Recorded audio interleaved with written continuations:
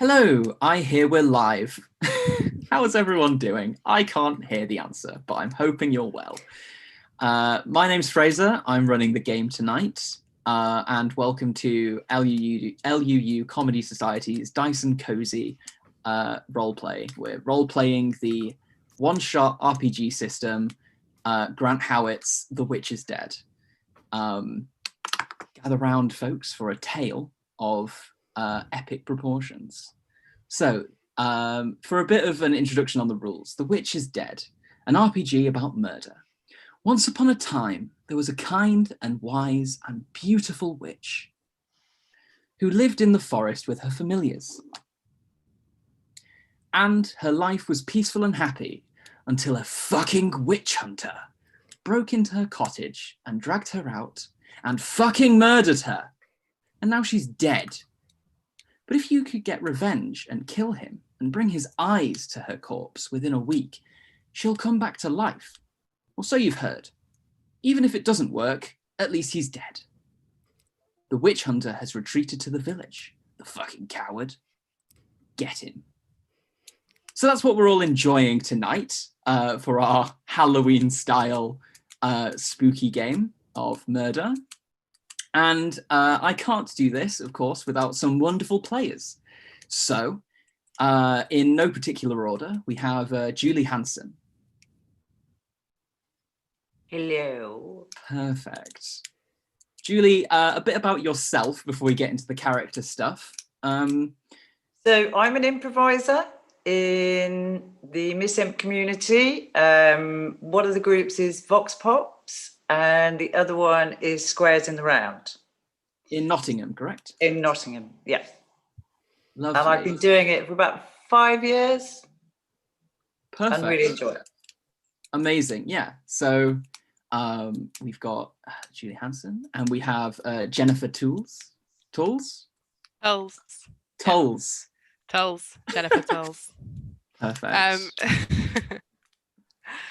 I live in Wokingham, civil engineer. I've got probably about 3 or 4 years experience with improv, primarily with the University of Nottingham. I miss you dearly.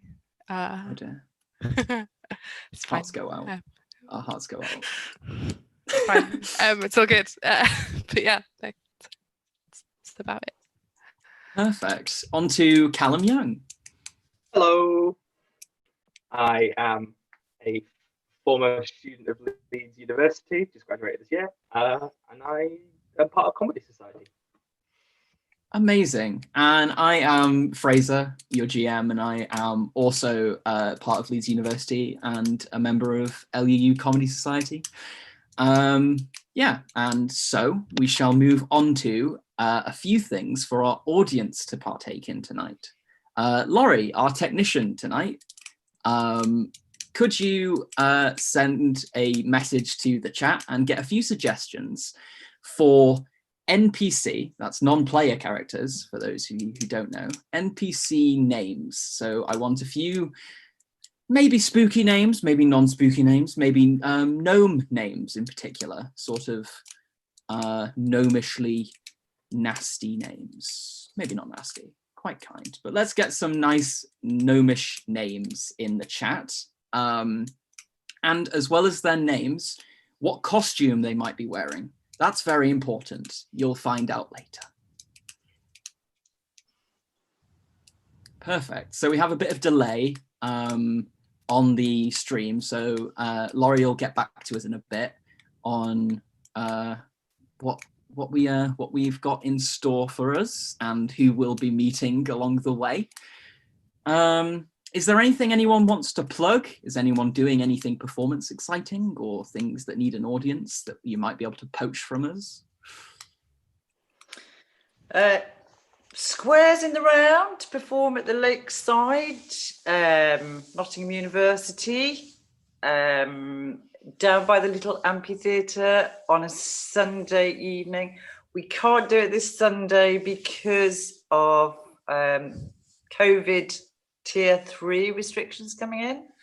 But that's where you can usually find us. I think we're one of the few groups in Nottingham that are actually doing live performances. Perfect. Yeah, so if any of you are around Nottingham, or About 6 o'clock in the evening. fancy a day trip. Even in the dark. Oh, I love a good dark meeting, a good time. I mean, as a coven member myself, dark meetings are usually part of the brand. Maybe Twilight if we're pushing it. So we've had a few names come in, Fraser. Oh, amazing! Let me absolutely botcher the pronunciation and typing, because I actually have to type these names. We have a person called of the word butcher. We have quite a few sent in by a person called Deep Fried Couch Potato, who suggested I know who that is. Henry Shobe. Henry Shobe. How are they spelling Shobe? Shobe. Henry Shobe. I'm gonna grab a portable charger. Does Henry Shobe have a costume, or am I deciding the costume of Henry Shobe? Yes, actually, they did a follow-up comment. Henry Shobe is dressed like a medieval distinguished businessman, but all his clothes are too big. Perfect. We also have another from Deep Fried Couch Potato DFCP. We have Leslie, who is dressed very badly as a frog.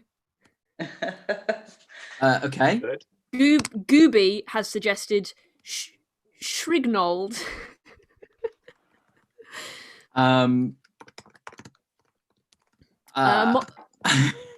Molly Orman. Trying to pronounce that. Molly Orman has suggested Johnny Pumpkins. Johnny Pumpkins. What's their costume? I dare not ask. No costume so far. Okay. Gooby has I'll go with the suggested. assumption. Gooby's suggested Nicole Scherzinger. Thank you, Gooby. Nicole Scherzinger. Does someone want to remind me of who this is? No idea. The lead singer, the lead singer of the Pussycat Dolls. Okay. Is that it? We've had quite a lot of submissions. A relation of mine, I think. You're right. Of course. Java Wava has suggested Gertrude Frankfurter (brackets hot dog costume) close brackets. That does make sense. Java Wava again has suggested Harry Heckler - vampire costume. DFCP has suggested Rosemary Toenail dressed like an old-timey bodybuilder. Rosemary Toenail. Mm-hmm. Deep Fried Couch Potato, I know who you are, and I hate that. A couch potato. What are they dressed as? Sorry. Old-timey bodybuilder. Old-timey bodybuilder. Molly Orman again has suggested Ebony Darkness Dementia Raven Way dressed as a skeleton. I know what that's from, and I regret knowing what that's from. Ebony Darkness Dimension Way. Dementia Raven Way. Raven, of course. Gooby again has suggested Barry Benson dressed as a bee. I think that's the name of the bee from the Bee movie. It is very much. That is Mr. Benson himself.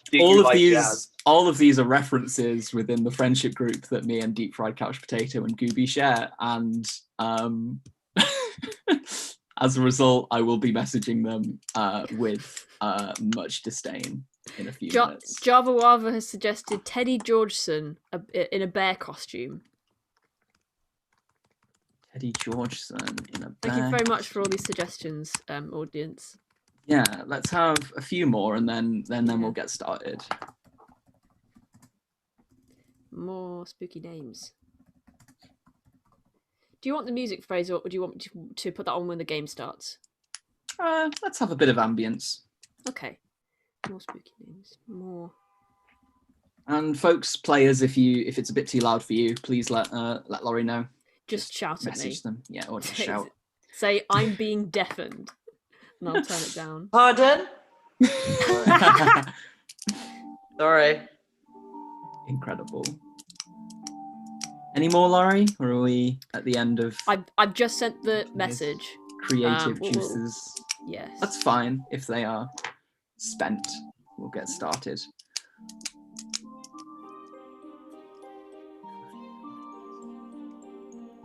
Gooby has suggested Corny Collins dressed as Corn on the Cob. Incredible. I hope no one in the chat is a historian, because the medieval setting that this is, it will not be historically accurate. It will be heavily fantasy.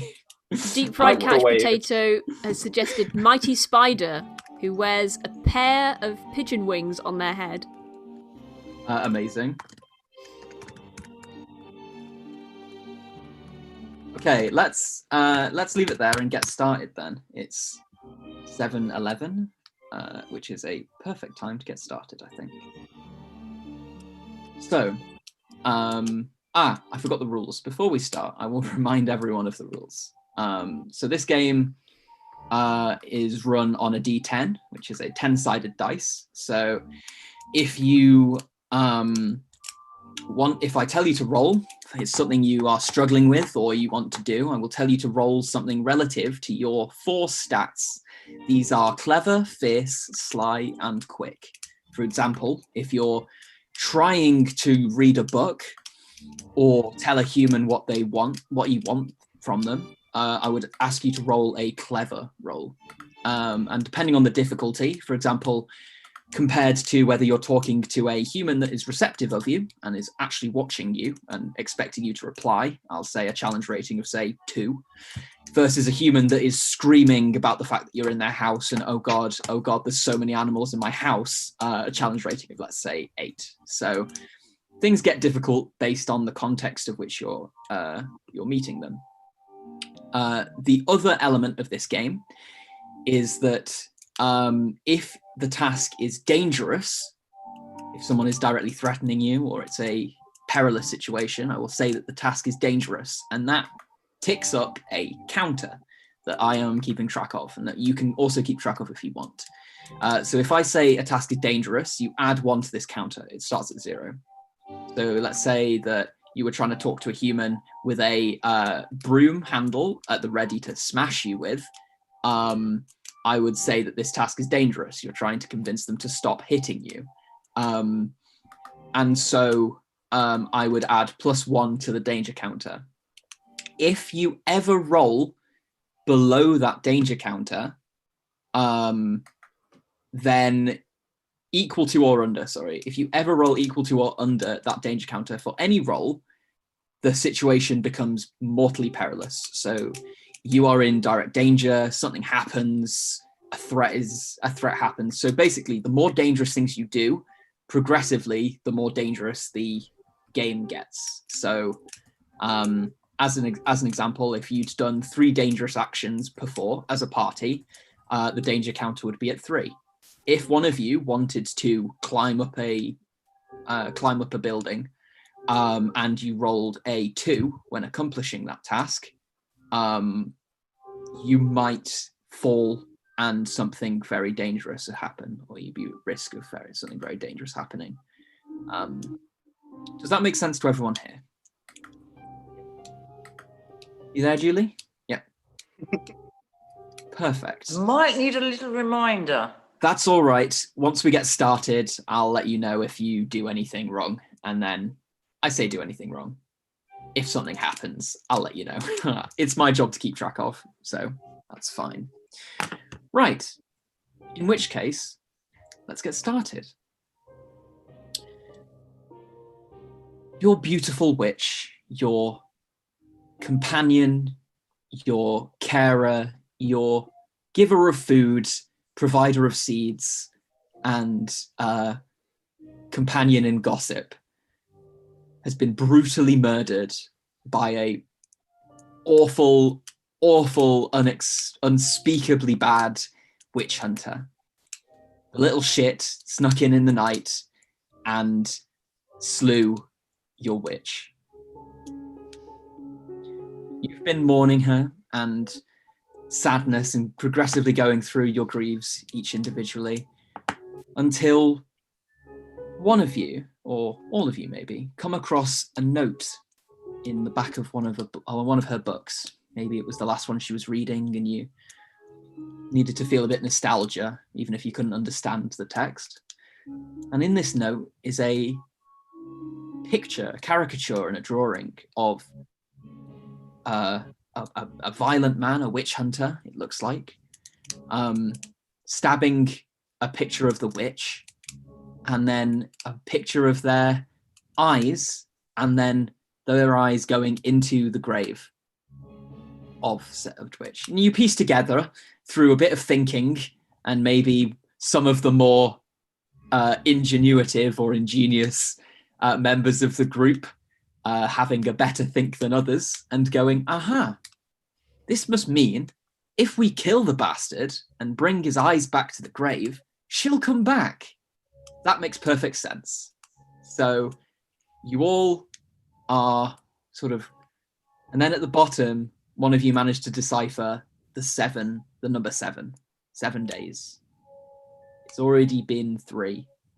Traveling to the town takes, say, a day and a half. So you've got, a day. You've got a day and a bit with a bit of leeway to get to the village and back with the eyes of the witch hunter. The clock's ticking. You all frantically gather your supplies together. You pack what you think is essential to your trip, or you just go bare and are just ready to go. It's up to you guys to think. And as you head off out of the clearing, you are all thinking of various things and having different ideas in your heads. So who's leading the pack, do you think? Who's charging off first? I think I would be an effective leader. Jennifer, what's your character? What's their name? What do they look like? My character is an owl. Her name is Rosalie, commonly goes by Rosie. She's a barn owl and a very, very proud. Proud is probably the primary aspect, and therefore quite self-assured in her ability to lead the team in this quest. Very well preened, very presentable, very intelligent, very smug. Yeah, probably. Perfect. And I'll remind anyone who's keeping track of stats and things that an owl is clever 1, is clever 3, is fierce 1, is sly 1, and is quick 2. Who's bringing up the next line in the pack? Is there a fight, a jostle for second place? No one wants to be last. Julie, what's your character's name? What's their deal? Well, I'm known as Susan, or No Name. Susan. I have No Name. split personality. I can lure people in to be very sweet and kind, but I'm not really. Insidious. Perfect. So you're preening yourself and ambling down the path. Perfect. And so who's bringing up the rear? That would be my good self. My character's name is Sprig. He's a magpie. It's a traditional common European variety. He's a bookish gardener. So he's wearing a little green poncho, and gardener's hat, and he just loves to grow herbs, both for cooking and for other activities. He grows them both naturally and through magic. Perfect. So what are sort of each of your initial thoughts on what's going on? You hopeful? Are you optimistic? Are you angry? Well, I'm going to need a bit of help from Rosie to take me, because it's obviously going to take me a lot longer, where Rosie and Sprig can fly to the village. I'm going to need some support. Are you willing to say that to Rosie? Can you bring yourself to? Rosie? You know how much I love you, don't you, Rosie? I am aware. I have been aware for a significant amount of time now. Since you haven't stopped following me around the forest. I am personally outraged at the death of the witch. So, and I would never put you in a position where you felt like you couldn't participate in this journey to bring her back. So you don't have to worry, Susan. You don't have to worry. We will wait for you, travel with you on the ground. Meow. Bloody inconvenience this all is. Be flapping my wings and get there toot sweep and there plod along with the bloody cat. Do we have to have him along? We would let everyone participate. We can't put ourselves in a position where we exclude anyone from this journey. This journey is important. I'm sorry, Susan, but you're going to have to learn how to get along with Sprig. Can we agree for the sake of our darling witch, Matilda? Can we agree to get along or do our best to get along to get this done? I'll do it for you, Rosie. Yes, we can. Yes. Not claw each other's eyes out just yet. I think that is doable. I offer. I extend a little wing, and then up to shake hands with my friend here, with my temporary ally, as it were. Perfect. As you are maybe wondering, your initial thoughts when you heard this news was, well, how do we get there? What do we do? And this brings you back to an interaction. I think maybe Jennifer had. You were maybe stalking the surroundings of your dear Matilda's den when you came across. This is a few weeks ago. You came across an old mouse who was mithering their way through. And you accosted them, perhaps for trespass. And they, in order to get you to spare them, they end up saying, don't worry, I'll leave. Don't just here. I in return, I'll give you this. And your mind turns back to what they gave you, and you have it now, somewhere on your person. It was a map, which I'm going to share to you all now. It should be on the Zoom chat if you check. And this map is a crude rat drawing of the surrounding area, and it includes the very town that the witch hunter lives in. And putting two and two together, you can imagine that the place titled Bad Mun on the map may be somewhat related. That makes sense. I did gather that when I read the map, that it's that must be the location that we have to go to collect a pair of eyeballs. I imagine are you reading the map now, Rosie? Yeah, I've got it on my person. It's spread out on the ground. I imagine I'm peeking over your shoulder, try to read it myself and assert some importance in the situation, some leadership myself. I have got the map spread across the ground, and I'm reading it currently. I have got to say that spelling doesn't please me greatly. Spelling is quite disturbing. But I can see. What's wrong with the spelling? Well, it's just not excellent. It's not excellent, but it's fine. I can interpret what I'm reading. So I okay. Lit further across the ground, and I can see a an area marked danger, bad plays, last plays, clever mun. I could see one that says free treats. Weird girl house. Boring. But this is by rat standards. And the small cousin's place. I am inclined to believe we should probably start with clever mun. Just in case there's, some way he could aid us with our task of collecting eyeballs. I'm rather partial to eyeballs.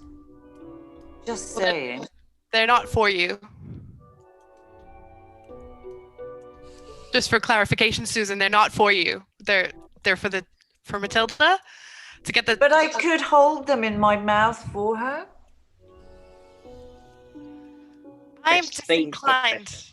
I think I am in a position to carry them. I've got a small satchel over my right wing, and I think possibly I will put the eyeballs in the satchel rather than letting you carry them in your face. I'm going to be under your other wing, Rosie. If you like, I'm not sure how my flight patterns would be affected by a cat under one of my wings, but I'll give it a go. I'll always give it a go. I'm very, very keen to do anything for you, Susan, to the best of my ability. Susan goes up to very closely to Rosie to say, I am not having anything to do with Sprig. You guys talking about something? Want to be involved? I would say I withdraw slightly from both Sprig and Susan, and spread my feathers, and would like to announce I am not willing to participate in anything. I'm not willing to relate this quest to either of you if you're not willing to prioritize Matilda. Matilda is the entire thing that Matilda brought the animals of this forest together. She brought us together, and now that she's dead, I feel that the task of bringing her back should bring us together, and I'm not going to have the two of you fighting between either of my wings in the pursuit of bringing her back. I just want her back. I'd like her back. Oh,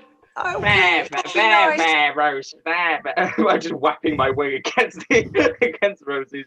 We're very sorry. That's quite painful, but I don't retreat because I'm not going to. Susan brings Rosie a mouse and puts it by her talons.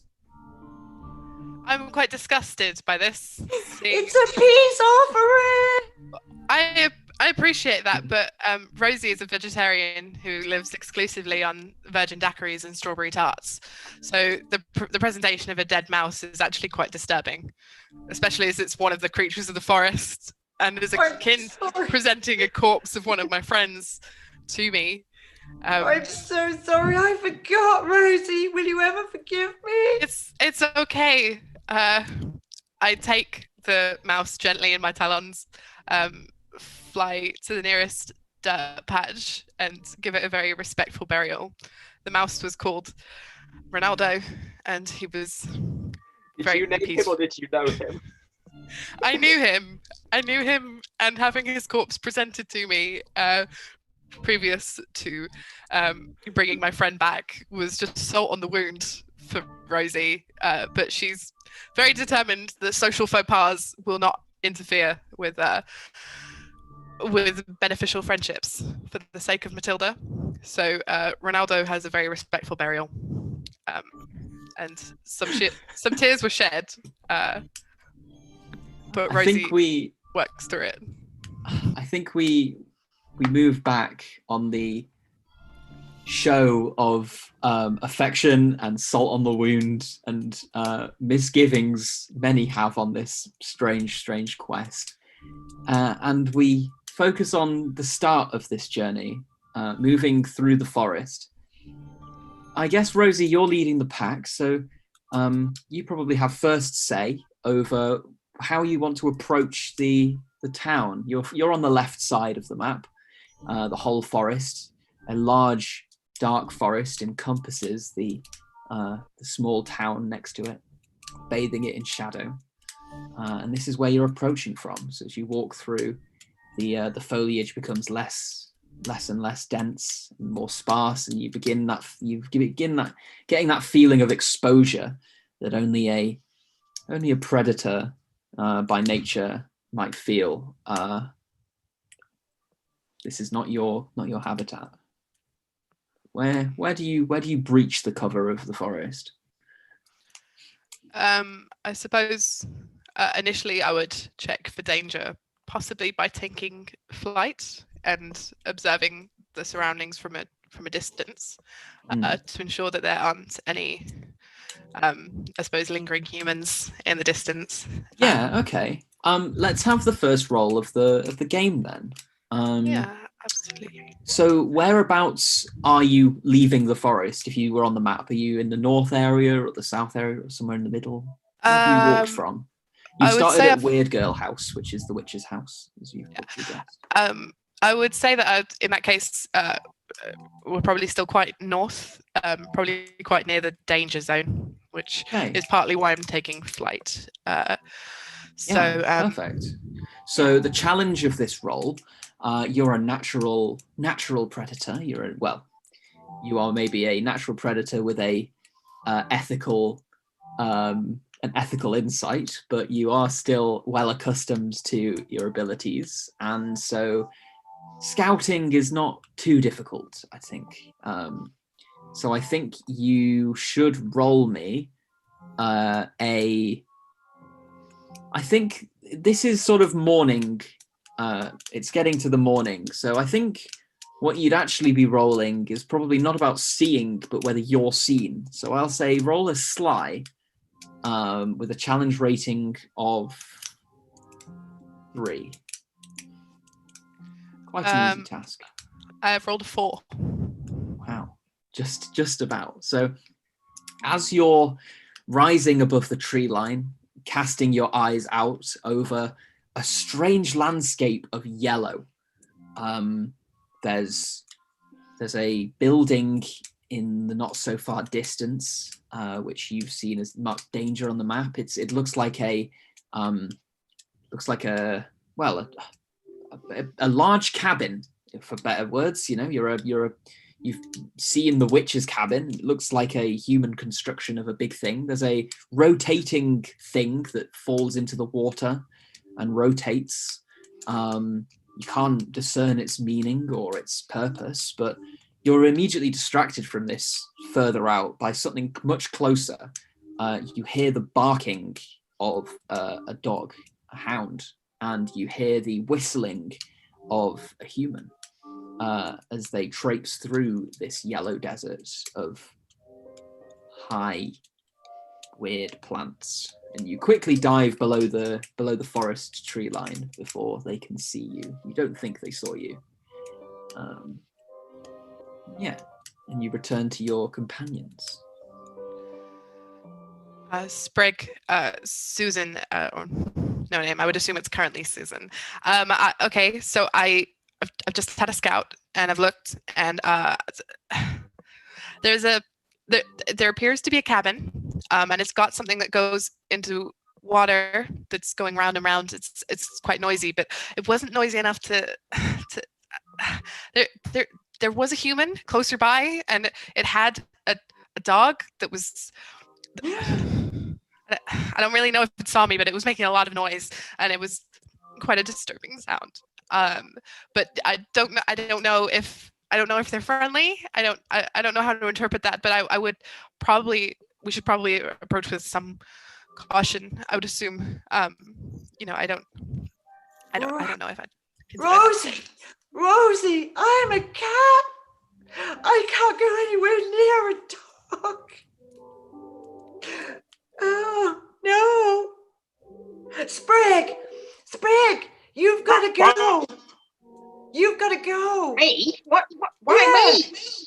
Because we could do without you.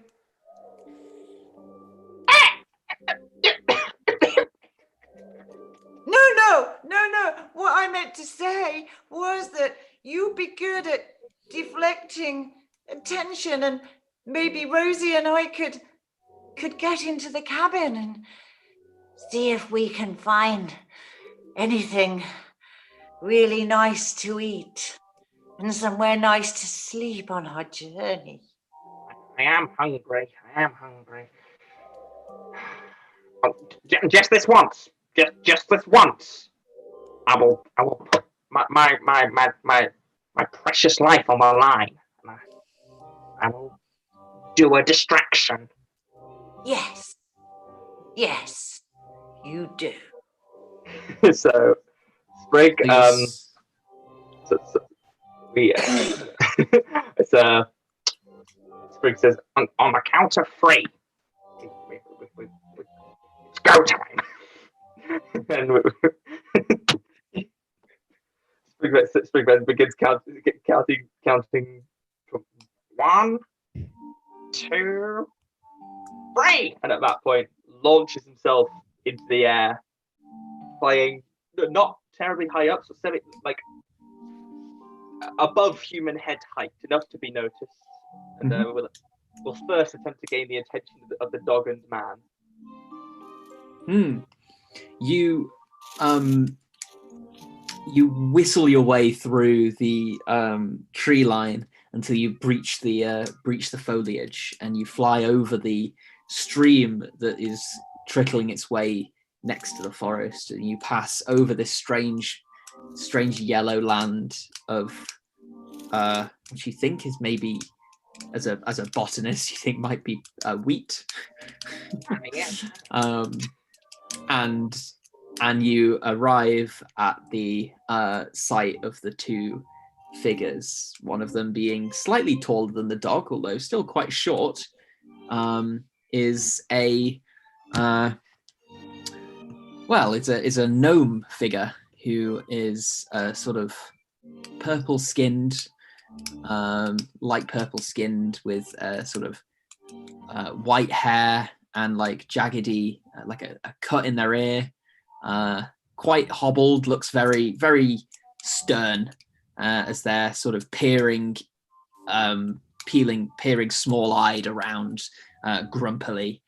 Next to them is a dog that is panting and looking up in admiration at its owner. And you notice that its back legs are encompassed in a weird metal device that sort of resembles legs, but lots of legs. It's sort of, when it walks, it spins around on these lots of legs. It looks very, very strange and metallic and artificial. But that's sort of all the information you get flying in your face as you approach the man with no plan at all. Oh yeah, no, I imagine that directly fly at the man's face. Like, we're not. We none of us clearly thought to plan the star ahead. We've never had to. The witch has taken care of all of our wants and needs. Valid. Roll me a fierce then, and your challenge rating, and this is dangerous. So that's 1 up on the danger counter. So if any of you roll a 1 in the coming time, things might get nasty. But this is dangerous, and I'd say it's quite difficult. I'd say maybe a 7 to get them to be intimidated at least. Well, I rolled a 3 and added a 1, so I am the least intimidating magpie wearing gardener's clothes you've ever seen. And you indeed, well, maybe less intimidating and more really annoying. And so you see this gnomish figure as you fly into them, and you hear sort of like the tone sounds annoyed, although you can't understand what they say. And there's swatting hands and things suddenly appear, and then you hear the loudest sound you've ever heard.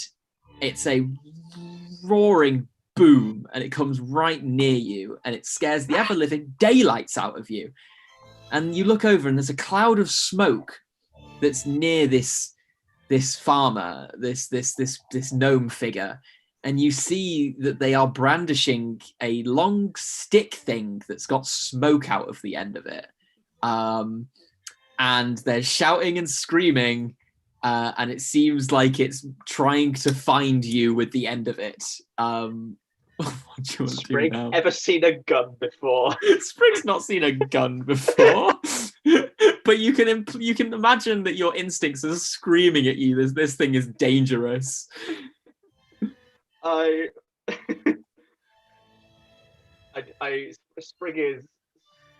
Sprig, I imagine, shits himself in fear, as birds are wont to do. Like, it's not abnormal, but it is a fear response. You want to, is that a tactic you're using? Do you want to roll fierce for your shit? Is this... It's not a plan. It's pure like, oh my god, what is happening? Okay. I could roll a d10 to see if it hits the gnome or the dog, but I think let's see if you can roll a fierce again, and yeah, okay. It's quite unlikely. It's still a 7, but we'll see. I rolled a 10 and added a 1. So. Well, your abject terror, maybe an incarnate instinct of yours, allows you to release your payload at the precise time that as you fly over the bewildered face of this older figure, you sort of note vaguely that they're dressed very strangely. They're dressed in like some. It looks like, on second appear, it looks like a like one of the old grizzly bears that you saw in the forest at some point. It looks like an old bear. Sort of. The gnome is wearing the skin of a bear. Oh no! Like it's very bad. Like it's such an awful appearance. But it looks like they're somehow suited up as a bear for some reason. It's very odd. The dog at this point is looking on confusedly and in a never-ending smile as it looks up as its owner bats away helplessly at its now poo-covered face as they go charging back towards the building, screaming bloody murder. Although you are not a murderer, you're a single magpie. But I'm a single magpie. But at least you get back triumphant. I return as fast as I can. I don't think I'd land. I'd yell at the ground. I did it! Why aren't we moving? I only had breakfast. I don't think I can do that again. Well, it was quite clever, Sprig, but were you never toilet trained? The world is my toilet. The herbs that you've all tasted, they've been given fresh nutrients by me. Toilet. Sprig, I always cover mine over. I'm extremely clean. I find it very offensive, but I'll let you off because he had a dog. And I don't. You are a prude and a coward. What? Yeah, I said it. Are you all moving as you argue? I'm still in mid-flight. Rosie is horrified. So you're all... Rosie was probably upset less by the death of Matilda than she is currently by having viewed Magpie defecate on a threatening human, as this is well beyond Rosie's capacity to accept or understand. I, Callum Young, am sorry for the decisions I've made. It's okay, Sprig. I understand why you had to do what you had to do. We should keep moving, and I'll deal with this in therapy when Matilda comes home. More incentive to complete the mission, yes. Susan goes up very close to Rosie and says, please Please, Rosie, I need to have a rest. Can we not go in the cabin? We can go inside the cabin, but I'm pretty sure, Sprig, didn't you just see the human go into the cabin covered in filth? I will check with the GM. That was the building that I went back into, was it not? The danger building? You did. It's the only building on the near horizon, and you did notice them go charging towards it, yes. Okay, so Sprig confirms to Rosie. Yes, well, that building's probably not our best bet now. I suggest the bit on the map labelled free treats as a second option. It's either safe harbour or delicious food stalls, and but I can reload. Do you think that you should have gone to elocution lessons? Because I can't understand what you've just said. I am happy to interpret for you, Susan. There was a suggestion that perhaps we don't enter the hut labeled danger and instead go for free treats. And I have to say, as the most intelligent and well-read, first, and just best individual in this group, I have got to say, I feel like free treats would probably be the better place to go versus danger. You know, just as a preference, and it seems to be nearby. It's slightly further away, but we can approach danger and see what's in there, maybe. But that seems like a bad bet, given that there are probably no eyeballs in there and probably no free treats. But you know, I don't want to be a dictatorship, so you know, if you guys feel like it, but I would probably vouch for no, and I am smarter than both of you combined, so. Yeah. Rosie, don't worry. I dug the mouse up. I've got that in my bag. So I can always have that as a treat. Ronaldo! Rosie is mortally wounded. Rosie's crying. Rosie's crying silently as Ronaldo's corpse, the smell of Ronaldo's corpse dug from his fresh grave suddenly hits her. But Rosie is a trooper, and knowing that the corpse of her freshly buried friend will soon be consumed will again be something she'll bring up in therapy. You all carry on, probably towards the free treats, probably being rendered catatonic. I don't think that in the end Rosie's contradiction to the point was met. I could be wrong, but you all already are walking towards your goal and quest feeling changed, noticeably changed by the ordeal already. And it's only like the morning still.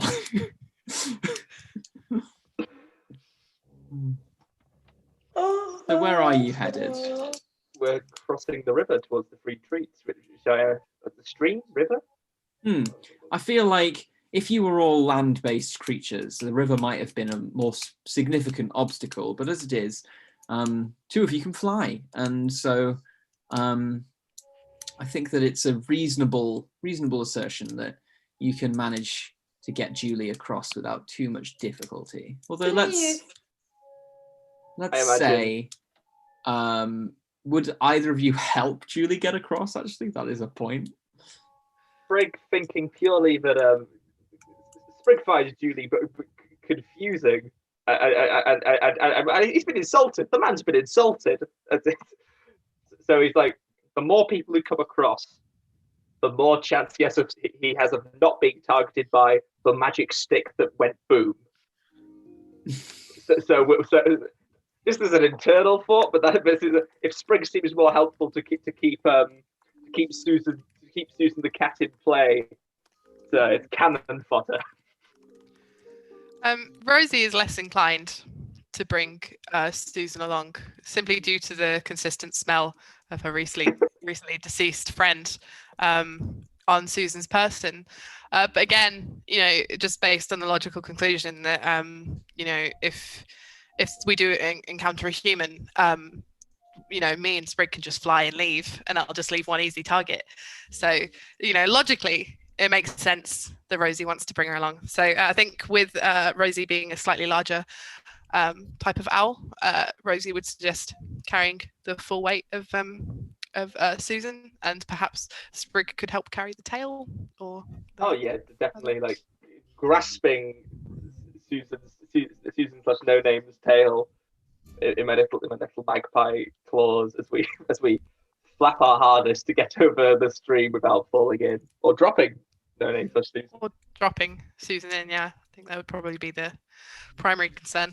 I think then, Rosie, give us a fierce roll, and because Sprig's helping, you can add a +1 on top of your fierce point modifier, and let's say the difficulty is a 4. I got a 10. Perfect. You are so enraged currently and frustrated by the nature of your companions, feeling the smart one has been left with the 2 dunces, one of whom shits themselves and the other is a sadist / very the clingiest sadist. Yeah. You are feeling quite brawny right now as you, with a single wing stroke, bring your fellow companion into the air and gently alight them on the other side of the bank. Rosie, I'm feeling that you're quite cold towards me at the moment, Rosie. I just want to bring Matilda back. Is it something that I've done? No, it's the lingering smell in the air. Me and Ronaldo used to go for tarts together. We would every Sunday we would stray from strawberry, go to raspberry, and split one. Hey, Rosie, you can always talk to me. I'd prefer to talk to Ronaldo, but Well, that ain't gonna happen. As you walk yourselves towards the ever-growing building on the edge of town that's marked on a map, Free Treats, you notice the rickety nature of it. The rest of the town that you can see is splendid. It's very uniform. It's picturesque. It's blindingly picturesque, actually. As you get closer, there's physics beating sparkles in the air as you look and see that this town glistens with horrific splendor of just perfection. It's not even that nice. It's just that every single wooden board is sanded down into a uniform brown. All of the tiles are are just completely perfect. There's not a single discrepancy anywhere. And then you look to the building that you're approaching, and it is forlorn compared to the rest, in a maybe charming way. It has its personality. It reminds you a bit of the witch's cabin that you've just left, actually. It's interesting compared to the rest, to your more rustic eyes. Interesting architecture. That's a big word. I think I read it in a book once. You've read a book? I've read many books on herbs and plants and botany. I'm quite the expert. He doesn't have glasses, but he's seen the witch has glasses, and he's seen her do that. And so it's like, this is clearly a show of great intelligence and wisdom. Pushes his own feathers up his face. Rosie has great doubt that Sprig can read. Rosie is of the opinion that Sprig barely has the capacity to communicate coherently using speech. So, you know, but in the essence of keeping the peace, Rosie doesn't mention that. She's quite wary, actually, about the architecture. Doesn't like it. Feels too clean. I think we should be careful. I don't like this. It's too the hut is out of place, and it's just all too clean. It doesn't look like anyone is here. It doesn't look like anyone lives here. When you say it doesn't look like anyone lives here, as you round the corner of the building that you've just arrived on the backside of, you are suddenly engulfed by the noise and bustle of a busy street that is absolutely chock full of colourful gnomes. They're all singing and laughing, and they're all in brilliant costumes. You see, as you look on, you can spot noticeable individuals. You see the fantastic visage of a individual wearing a hot dog, well, a long red cylinder with two brown things at the end that Sprig, you might think are bread. Sprig fucking loves bread and is very like herbs and bread are Sprig's two loves and passions. You also see Susan is getting really pissed off, and she feels like Rosie is putting preference with Sprig and is not very happy with the situation at the moment. Rosie feels justified. So you're at the bottom end of the building that says free treats on it. So it's sort of like the left side of town. There's a long corridor that goes straight down from free treats, and this is a bustling highway. Are there any like stalls out, or is it like? Yeah, the entirety of this long street is currently set up with awnings of countless stalls and markets with wonderful curios on them, fantastic looking metal things. You see a stall with weird working figures that look about the size of a mouse, but are stood on two legs and seem to walk up and down the table as if they had life. And you see various books and collections, and you see outside of the rickety building you're at, as you sort of peer around the corner, you see a frazzled looking young woman gnome arranging a rickety stall of torn and worn visage, but has some extremely pristine books arranged on it with great care. Can we read any of the titles of these books? You can try to get close and read one if you want. It would take 2 rolls. It would take getting close to see them without, if you wanted to be hidden, or it would take just 1 roll of trying to read the book. I've personally, or Rosie at least, feels that Susan shouldn't feel the capacity to hide, as cats are a domesticated animal, and therefore, you know, even in a town full of gnomes, I mean, do gnomes actively dislike cats? Everyone loves cats. So Rosie, I would make give me a clever roll. 6. Okay, so you notice that as you're looking out on this pristine town, one of the things that makes it so pristine is that the floors of this town, the cobbled streets, are intricately laid and utterly clean. There is not a single piece of dirt or filth or disturbance, and you make the connection that horses and things and other animals are absolutely not allowed here. You've seen what the mess that they can make, and You don't know if that applies to all animals, but you haven't seen any yet, and and that might be ticking you off. Okay, that's fair.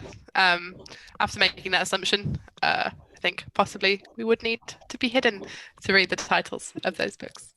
I would still make the suggestion that I think Susan would be the most apt at being able to hide in this instance, as she is a land-based animal and therefore has more flexibility on the ground. I would personally suggest Susan. I think perhaps maybe acquire a cloak of some kind. I mean, I'm sure I've seen some. There's some raggedy ones near the stall. So if you approach it, pull one down with your paw and like cover yourself with it. I feel like that would be enough of a disguise. Does that sound like a good idea to you, Susan?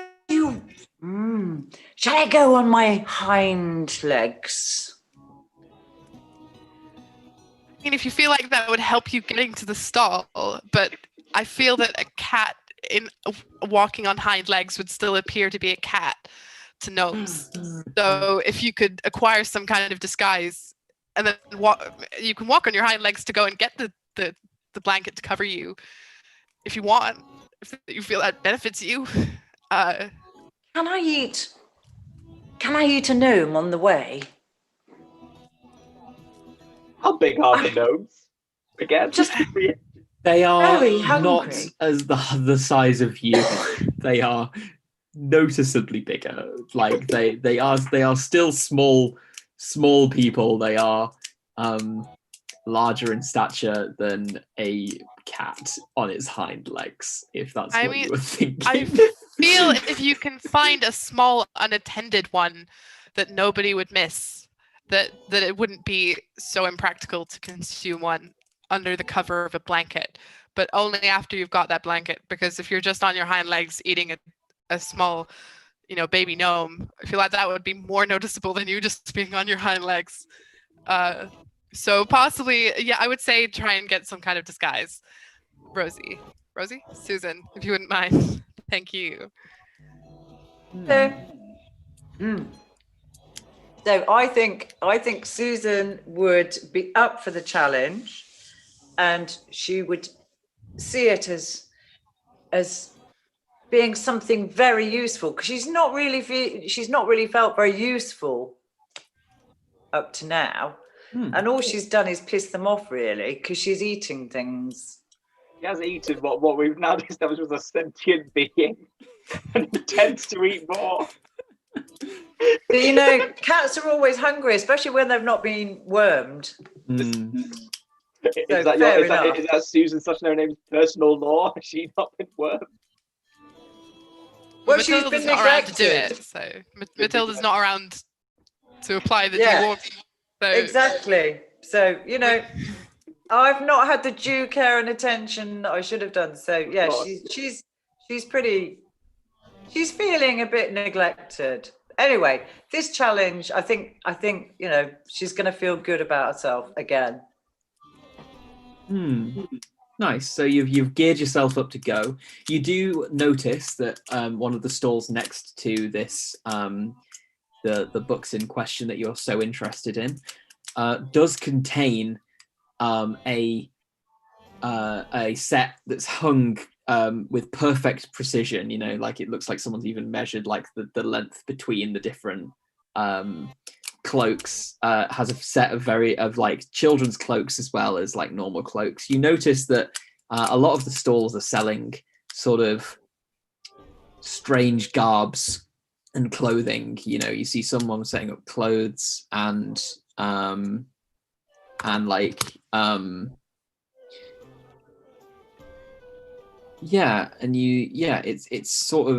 it's interesting.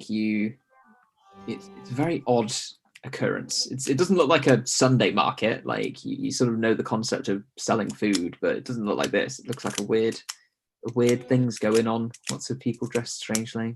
But yeah.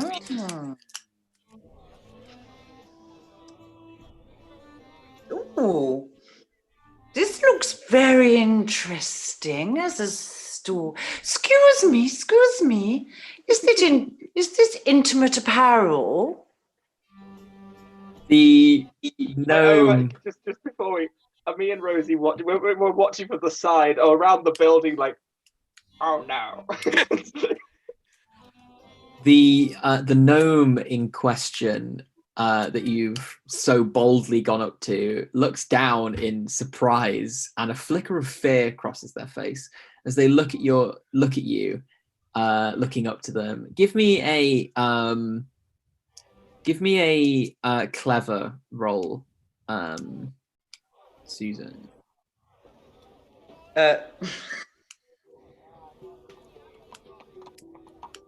3.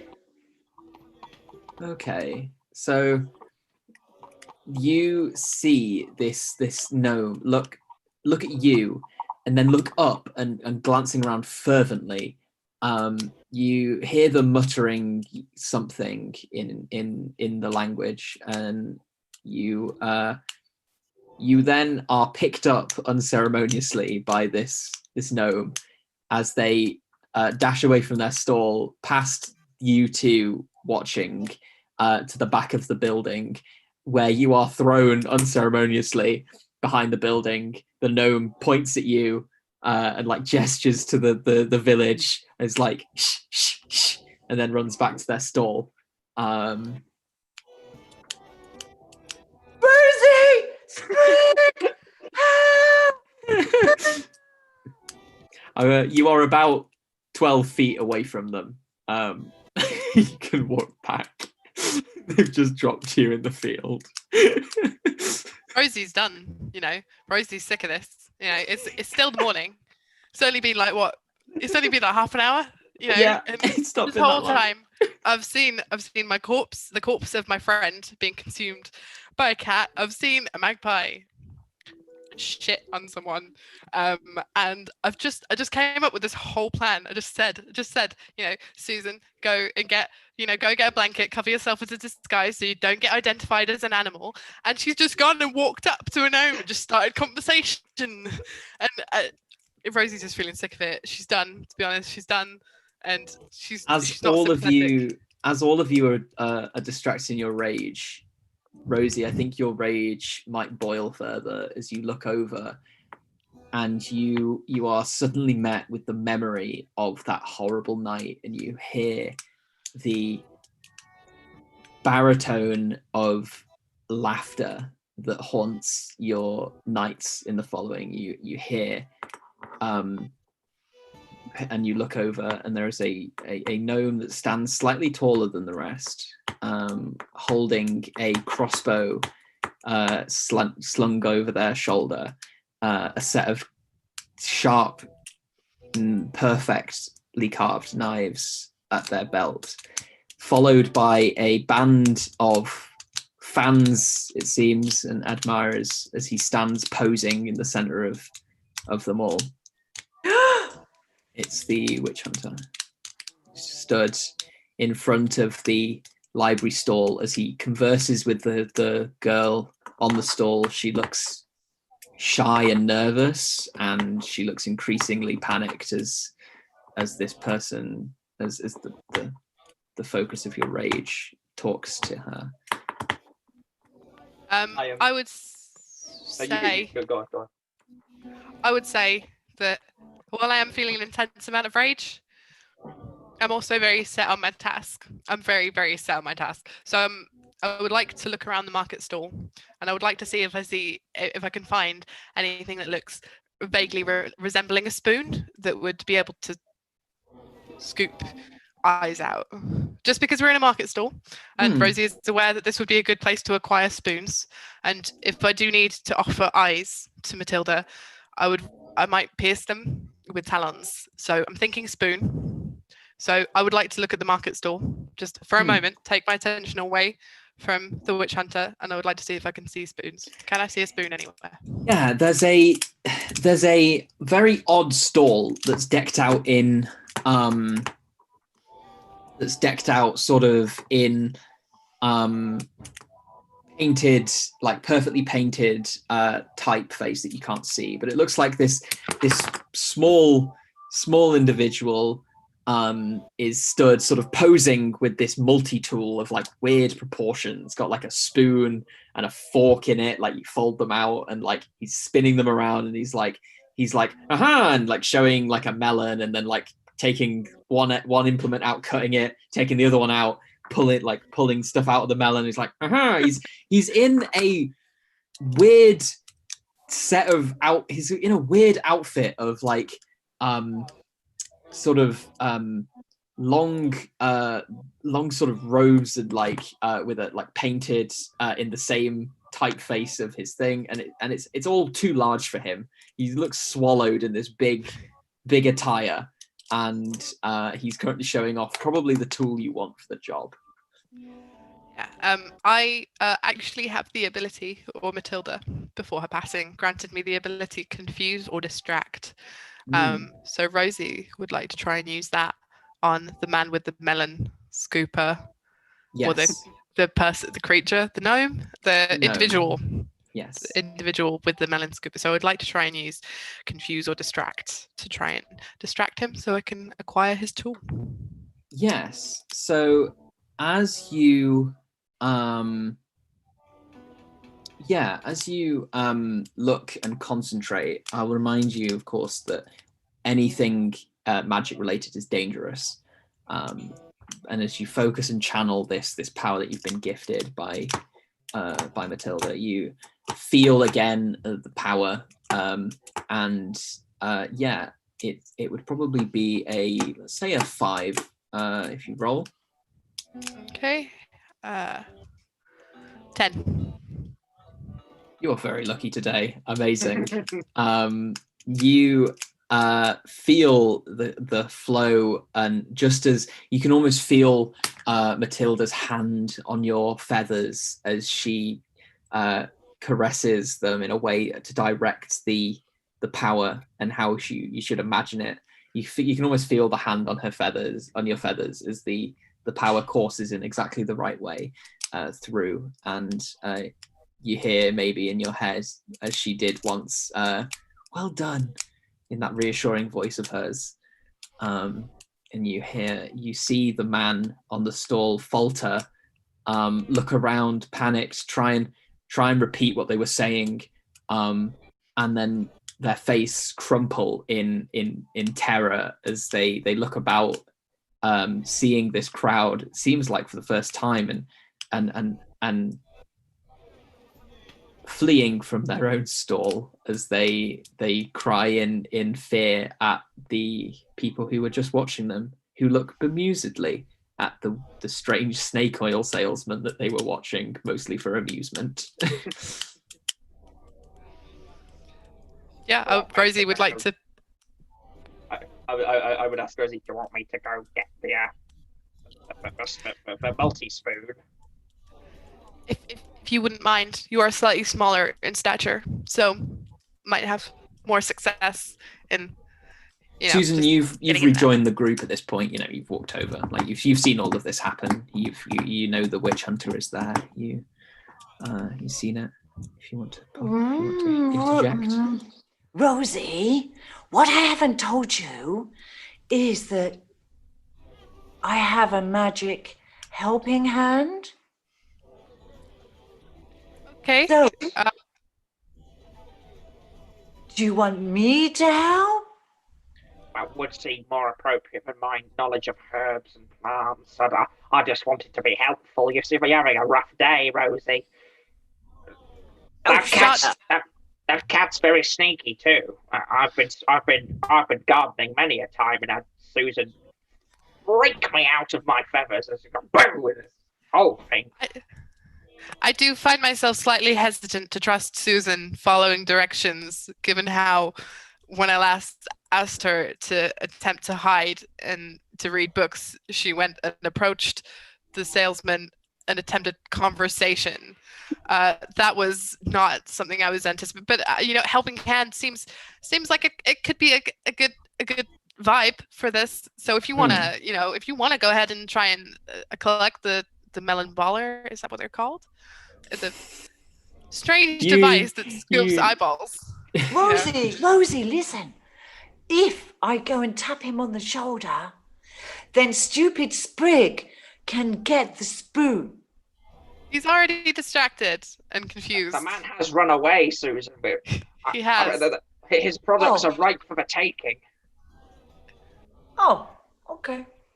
You see that most people have wandered off from the stall now that there's no one to see it. It seems like a very law-abiding town. No one's looking at the wares in a way that they might also want to jump in on the game.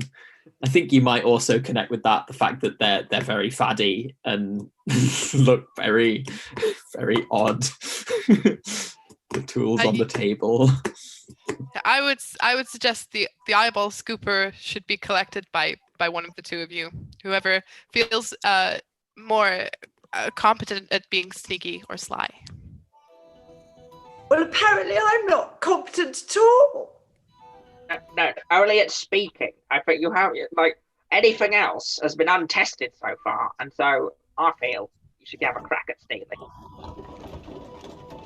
You are incredibly sly, Susan. So, if that was what we were basing on, Mm. give it a go. If I were to put a If we were numerical to value on your theoretically- sliders, I'd say it was +3. If we were to theoretically have a metric for how well you can accomplish sneaking through things, then yes, you are quite good in this group. I think maybe, Susan, you've been bolstered, I guess. Could you say?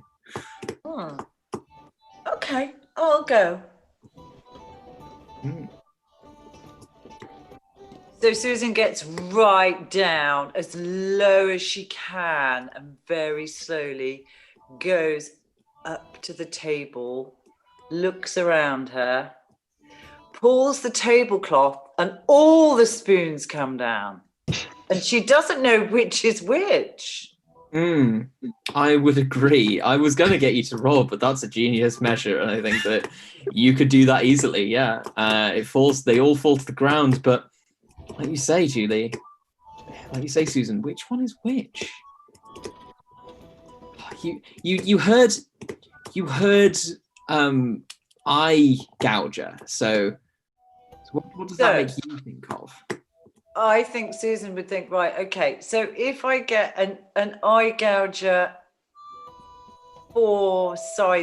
across 4 sizes, then that's probably going to do the job.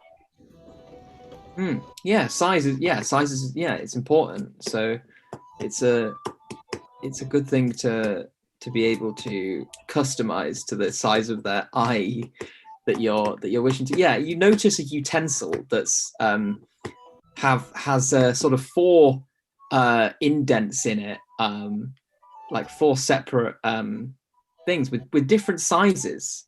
And so yeah, Susan looks at this and isn't sure whether it's a musical instrument or an eye gouger. So she thinks, it's on a key ring, so like it could be jingler. She plays with it for a bit, and it makes quite a nice tune. And thinks, well, you know what? I've not done very well in the group.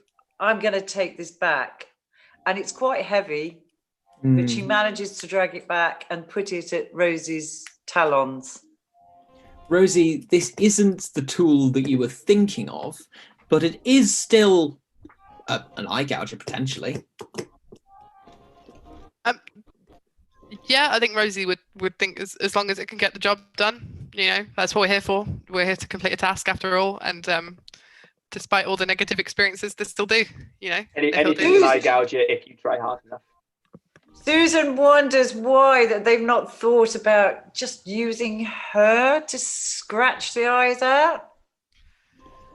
The quality of the eyes, we don't actually need to know if the eyes need to be in pristine condition, only that we need the complete amount of eye.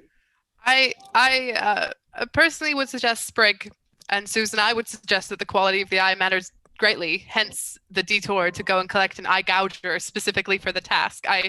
I would be concerned that you might pop them, and in popping them, how would we physically lift the liquid from the eyeball from the ground to which it had seeped into to offer that to Matilda? I cared so much for Matilda, and I just want to know that I'm doing my best just bring her back. And Susan's getting a bit pissed off with all this. It's all about Rosie. You know, it's like we all love Matilda.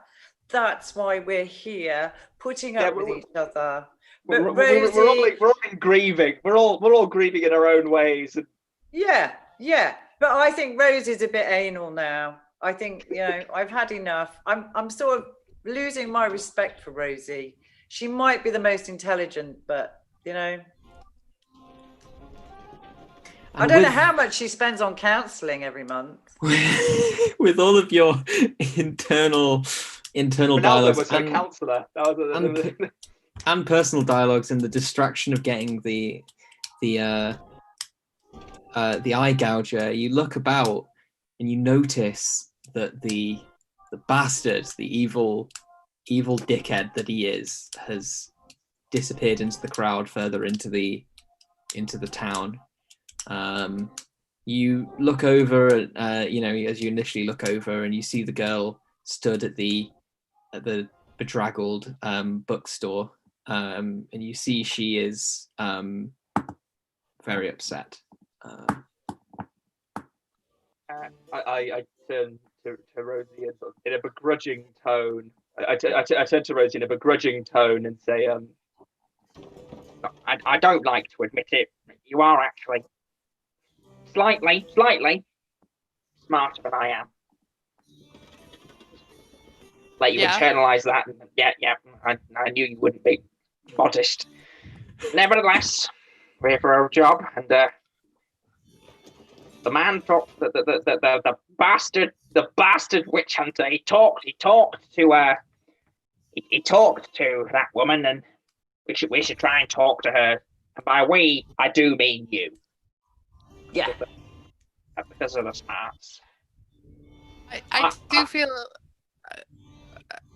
possibly out of the three of us, I would have the best chances at communicating to gnomes, simply because I am so deeply intelligent.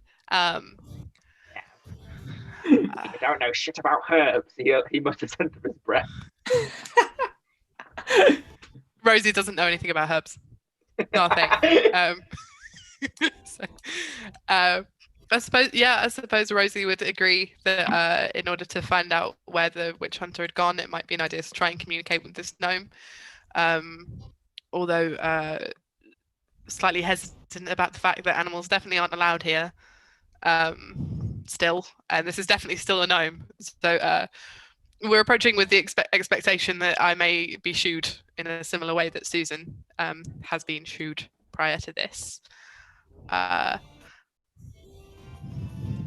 Happy to give it a go. I'm happy to go and try and talk to her. Yeah, I'd say roll a clever of 5, I think. 4.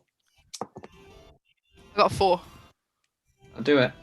We'll say even wins.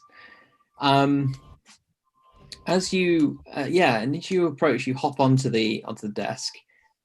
Hidden, I imagine, in your clever ways, you're hidden from the rest of the people, but she can see you as you.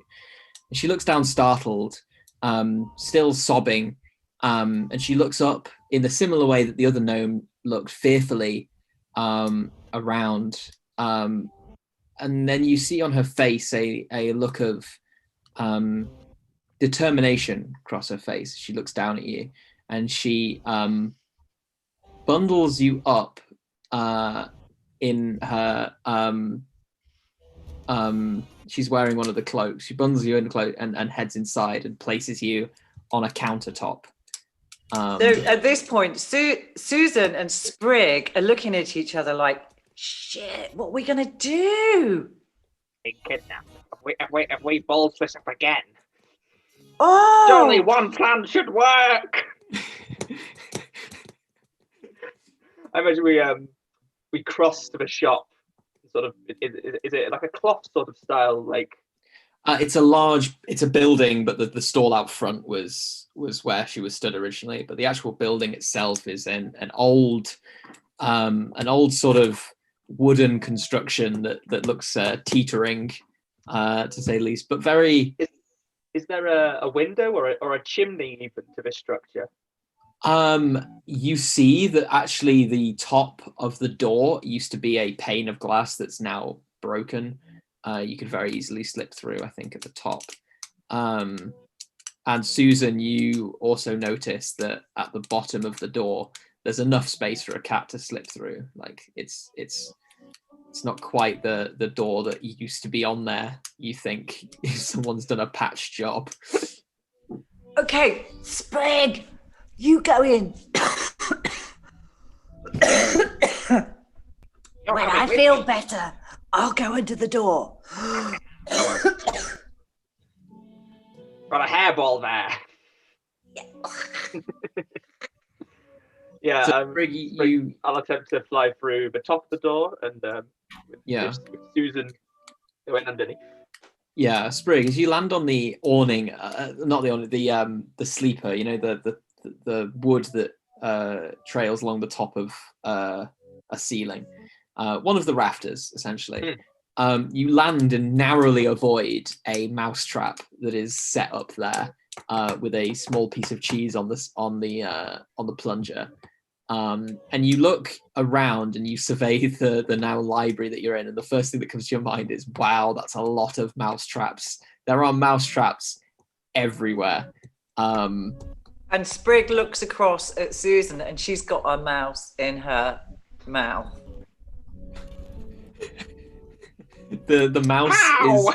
is looking. You got another so quickly. The mouse is looking terrified and is like signing like the truce symbol of like I surrender, like is very much like and garbles out I surrender, and like I think you also hear mention of the Accords, something the Accords, like you hear something about an agreement.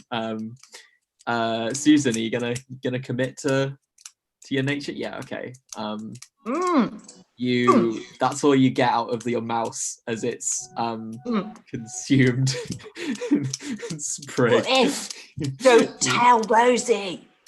You are we aware of the Accords? You guys don't know what the fuck convention of animals. You don't know what the Accords were. Some local dialect thing, probably. Committing war crimes. I don't like it. So you look from this brief distraction at the table, and you see the librarian is stood pointing and gesticulating at Rosie. Rosie, roll another clever. I got 5. Perfect. You can piece together what this gnome is saying. They're speaking in a way that's very similar to the witch, to Matilda. She's speaking in a similar cadence, and you sort of got used to the lull and lilt of that word. So even if you can't hear a lot of it, you get context. And she's very distressed right now. It sounds like her library is going to be closed down, and she did her best to keep it as best as she could, and she's going to let her mentor down.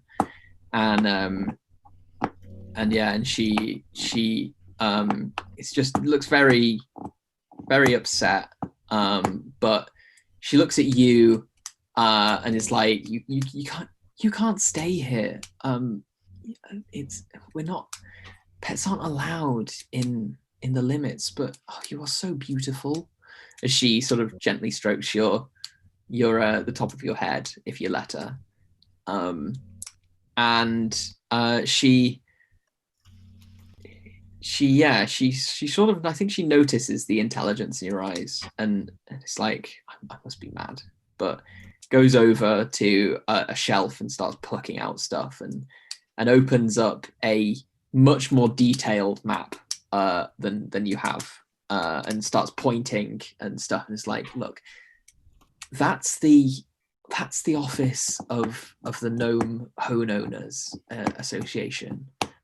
And they just they keep this town lovely, but it's just, it's so oppressively, ugh. But anyway, it's they don't let you in, and so she's pointing, by the way, to on the map. She's pointing to the sort of central, one of the those two circles in the middle that are opposite sides of each other in the town square. They're both apparently the homeowners association of this town, and they seem very, very instilled in this culture. And and she basically explains more, and what perks your ears is that she then says, of course, none of that's comparable to the sheriff and the resident hunter. It's a dual role. Okay. And she points at the central tower. Of course, he'll be riding his dragon soon. She sarcastically sort of opines, and I think we'll pick this up after a short break. So she said a bit, and I'll condense what she says. Let's say she whitters on for a bit as you listen, and we'll come back after you've heard a bit of her explanations of things. And if you want any information, just ask me as well if the librarian might have mentioned it in the future. But yeah, for now, we're going to take a short, should we say 15-minute break. We'll be back 8:45. And yeah, for our next installment of The Witch is Dead, where our cast will try and gouge the eyes out of a horrific witch hunter. But until then, see you in a bit, folks.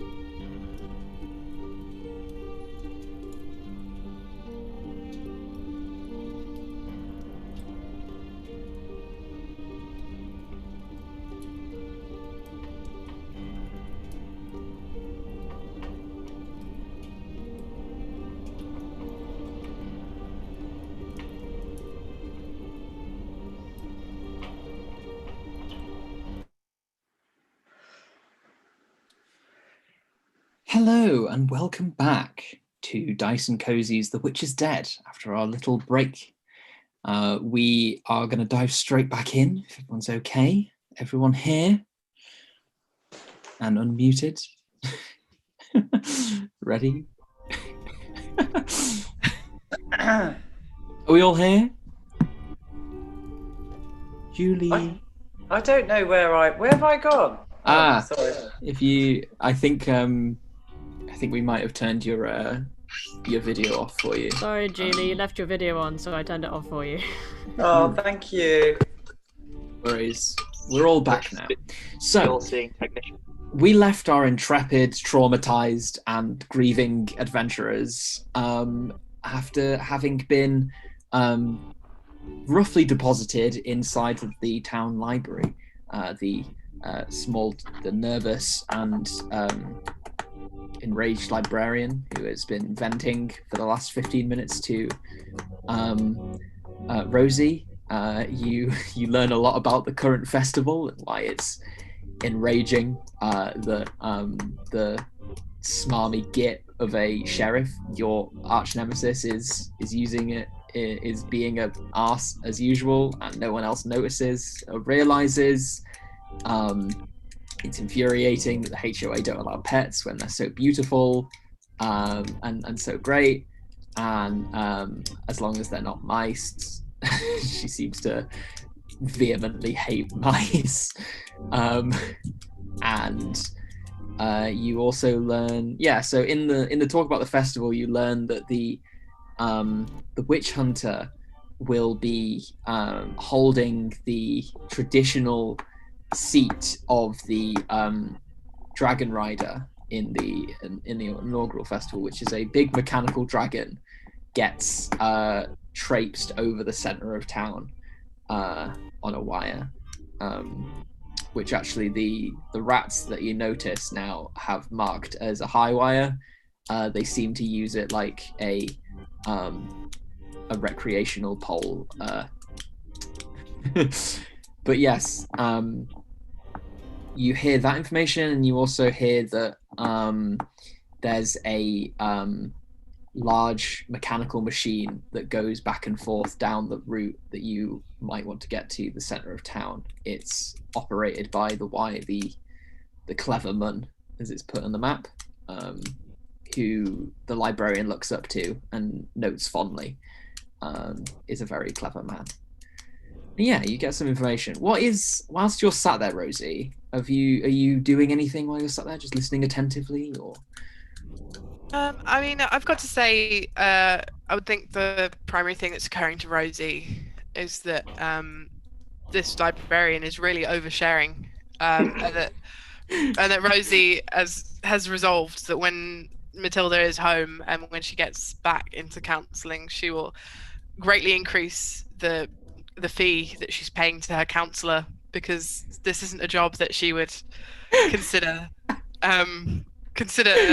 approachable, especially not having spent the last 15 minutes listening to the librarian talk about her problems, because they sound like her problems, not mine. They are her problems, yeah, which is why it's like, well, why are you telling me? I'm an owl. So perhaps the idea would be that she should try and approach those problems, I think also Sprig and Susan are sort of like trying to get your attention behind the librarian. Obviously Susan's got another mouse in her mouth. Which has pissed you off again.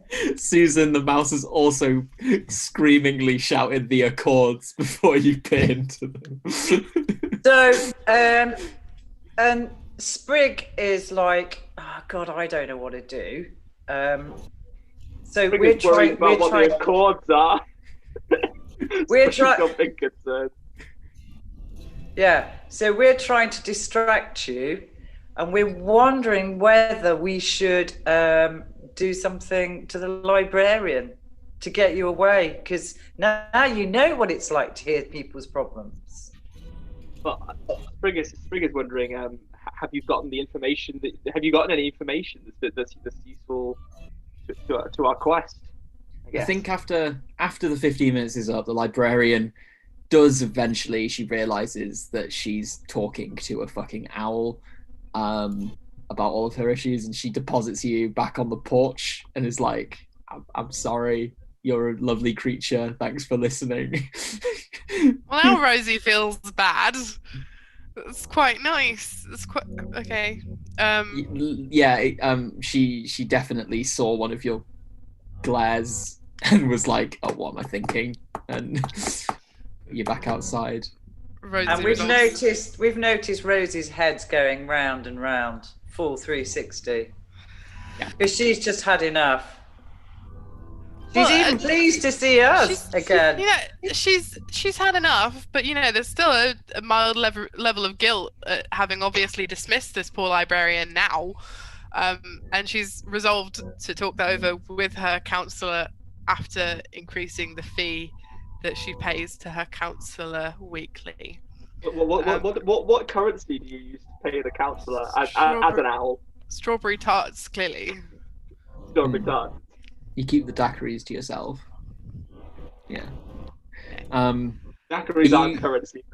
Briggs, Susan, are you rejoining your companion that's now been ejected from the premises? Yeah, I think Susan's probably feeling really happy now because Rosie knows now what it feels like for everybody else to listen to her and her problems.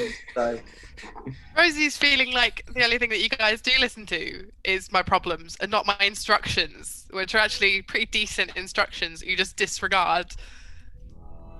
Rick has never failed an order. he has occasionally shattered himself, but that was not explicitly. He was not explicitly told not to shit himself. So I think you'll find to the letter of your instructions, Rosie. Friggin' golden. I think Susan's feeling that she could have a bit more respect for both of you if you cleaned after everything you did. There's no grooming. I have no tongue. I feel I would respect you a lot more, Susan, if you didn't eat our fellow forest creatures. But Susan, I don't hold you to that standard. There's a tail hanging out of your mouth as Rosie says that to you. I can't do it with a mouthful, it's rude. Well, anyway, did you find any sorry, start that sentence again. Have you found anything out from the woman who talked for a long time? Okay, so the hunter sheriff guy is going to ride on top of a big mechanical dragon shortly. Also, there's a high wire that's controlled by a clever man who is to the east, I think. To the east, according to the map. So, and the rats use the high wire to... Rats! Yes, rats, Susan. Can I go up there? I mean, sure, but if they're sentient, as you were discussing this, you're still on the west side of town, and you hear a cheering from the crowd and a whistle sound, and you look over and see this big mechanical contraption marching towards you. With a sort of wizened gnomish figure who's got a metal hand and has a wrench clasped in it, and is sort of lifted their hands up and is steering with the other hand this contraption that is slowly ambling its way towards you. It's decked out like in the festival garb. It's got sort of dark colouring on it, and there's a few other people on top who are like dressed up.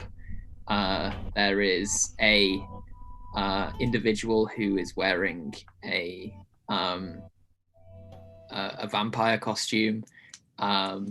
Everyone's sort of eyeing them strangely, like, are you really a vampire? Like people are suspicious now because, like, holy shit, vampires are real, and why would you dress like one? And then there's another random gnome who sort of keeps going zzz, zzz, and is like dressed in like a bee. It's a very eclectic bunch of people on this contraption. Are any of them the witch hunter / sheriff? No, they are not. But in the diagram, Rosie, the librarian had drawn a portrait of the clever man, and the person operating this machine is the clever man. Rosie, I've got an idea. Yeah? We get inside the dragon. I feel that the clever man should be somehow related to the solution at hand that we're looking for.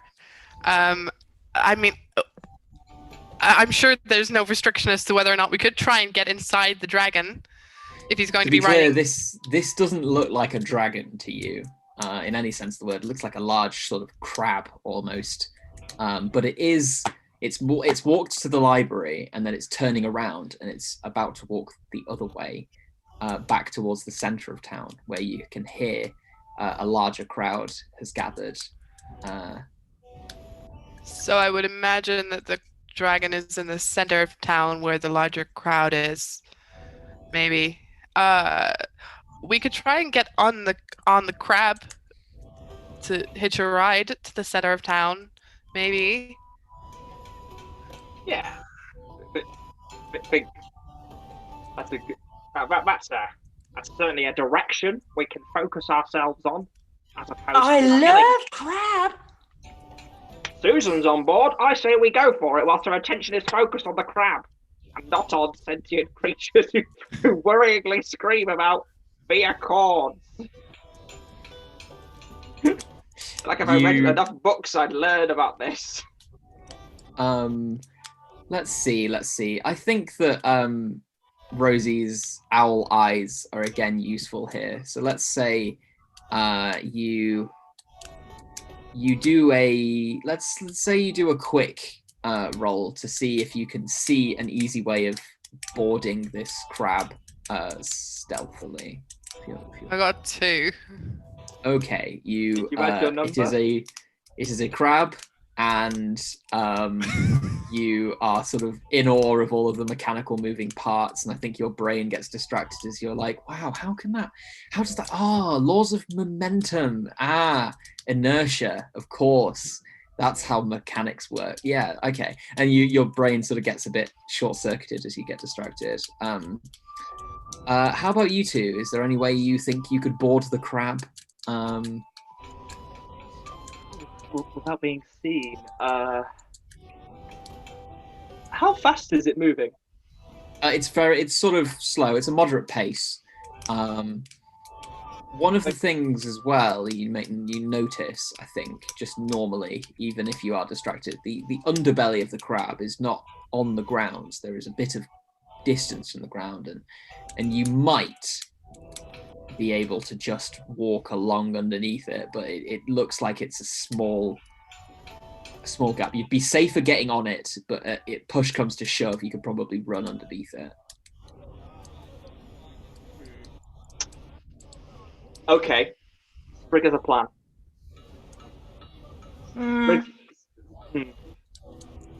We will have to push Sprig's magical ability, as I may have alluded to, is that he can grow. He can aid plant growth. I imagine if Sprig tried his very hardest, he could conjure some greenery that would slow the mechanical crab down, perhaps get it intertwining its legs and just really making a hassle of this, slowing the machine down and distracting the driver, the clever man, so that we could all board unseen. And like, what's the ground like? What are they walking on? Pristine cobblestone. Is there any soil underneath? Without a hint of any gap. What you do notice, however, is that there is a market stall nearby that is selling all sorts of gardening ware and tools and seeds, and it looks like it's right next to the crab. You could probably find a sufficient sort of distraction there. If not, if it doesn't grab the crab itself, you might be able to grow something out of the plants, out of the pots that are arranged there. Yeah. What kind of plants are there? Give me an idea. So it's a the festival is sort of focused on danger and things that are scary. So this budding botanist has arranged that, and you know that a lot of the plants in the dark forest are can be dangerous. Like there's it looks like this person is growing some very, very risky plants. At least there's things that can potentially be dangerous. There's even, I think, in the back, nightshade. There's a hydrangea plant. There is foxglove. Things that have sort of dangerous connotation and flaunt danger. The nightshade is covered with a mesh box, so it's be able to see but not touch in any way. I imagine the sprig notices the plant in the box, and even if I don't know whether he clocks it as nightshade, but I think Matilda might have mentioned it to you one time of absolutely do not touch this thing with your mouth. So what Sprig is going to do is try to attempt to use his magic to grow the nightshade at an alarming speed, so that it shatters its casing, and everyone is just a bit, and keep it growing until everyone's like, oh my god, the poisonous plant is almost too big to if it touches me, maybe I'm dead. Yeah, it has a lot. It has an awe to it, I think, that you respect. The person behind the stall is dressed all in black, and she's looking. Her looks could cut. She looks very edgy, and she's wearing like plumage and feathers on her garbs, and looks almost like a weird edgy individual. And yeah, she I think that you would instill some sort of terror if this was to happen. So yeah, let's say roll a roll relative. I think that this is your clever. Your it's not really humans, but it's sort of your knowledge of plants, and I think that you channel that when you cast. So roll with clever. Okay. So I had a 2. What was the challenge rating on that? I would say that you are doing it from a distance and you don't have much time, so I'd say a 6. Right, so I outright failed that. I imagine he got flustered. He was so far away, and the crab was a moving target. So the crab machine was a variable. He's only used to, not laboratory, because the man works outside, but like used to the calmness of a forest, not the calmness of a forest, a small, well-tended garden. He's never been disturbed whilst doing. You don't need to explain away your impotence. What did you roll? 3. You rolled a 3. Okay. Friggin' Calabar, sorry. And yeah, I think that you feel the power within you. You feel your connection to the plants, and you're under you channel, and then there's a and you yeah, it doesn't. What have I done? Doesn't smell so good again. You're concentrating maybe a bit too fiercely, and but it's, you know, like you look, and while you haven't grown the nightshade plant, one of the other plants is now doing a rotating sort of pinwheel, sort of just doing that, and a few of the people are attentive of that. it's a slight opening. It's not a big opening. You'll have to roll to do it unseen, but you've got enough of an opening that no one's just going to instantly see you if you run for the crab. I turn to my compatriots, embarrassed, but both in an attempt to hopefully move them past the fact that he is once again defecated himself. So he's like, last one to the crab is a rotten egg, and just starts hopping. Which is ironically the smell that is pervading you right now. Yeah, okay. Are you two following? Yeah. Well, Susan's a bit disturbed that he's fouled himself again. But she realizes that she keeps seeing gnomes flying overhead, so something good's happening.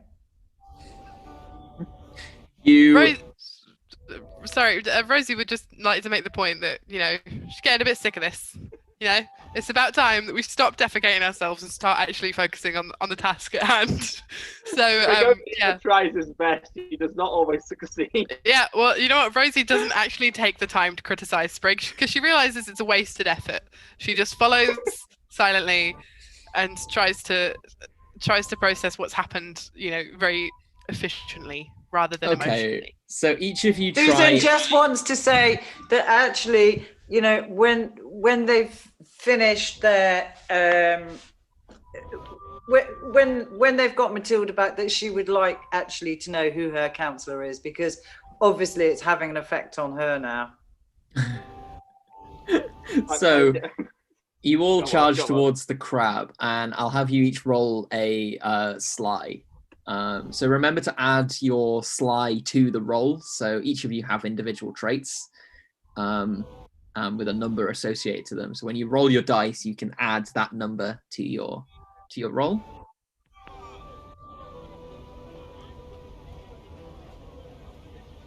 Oh, yes.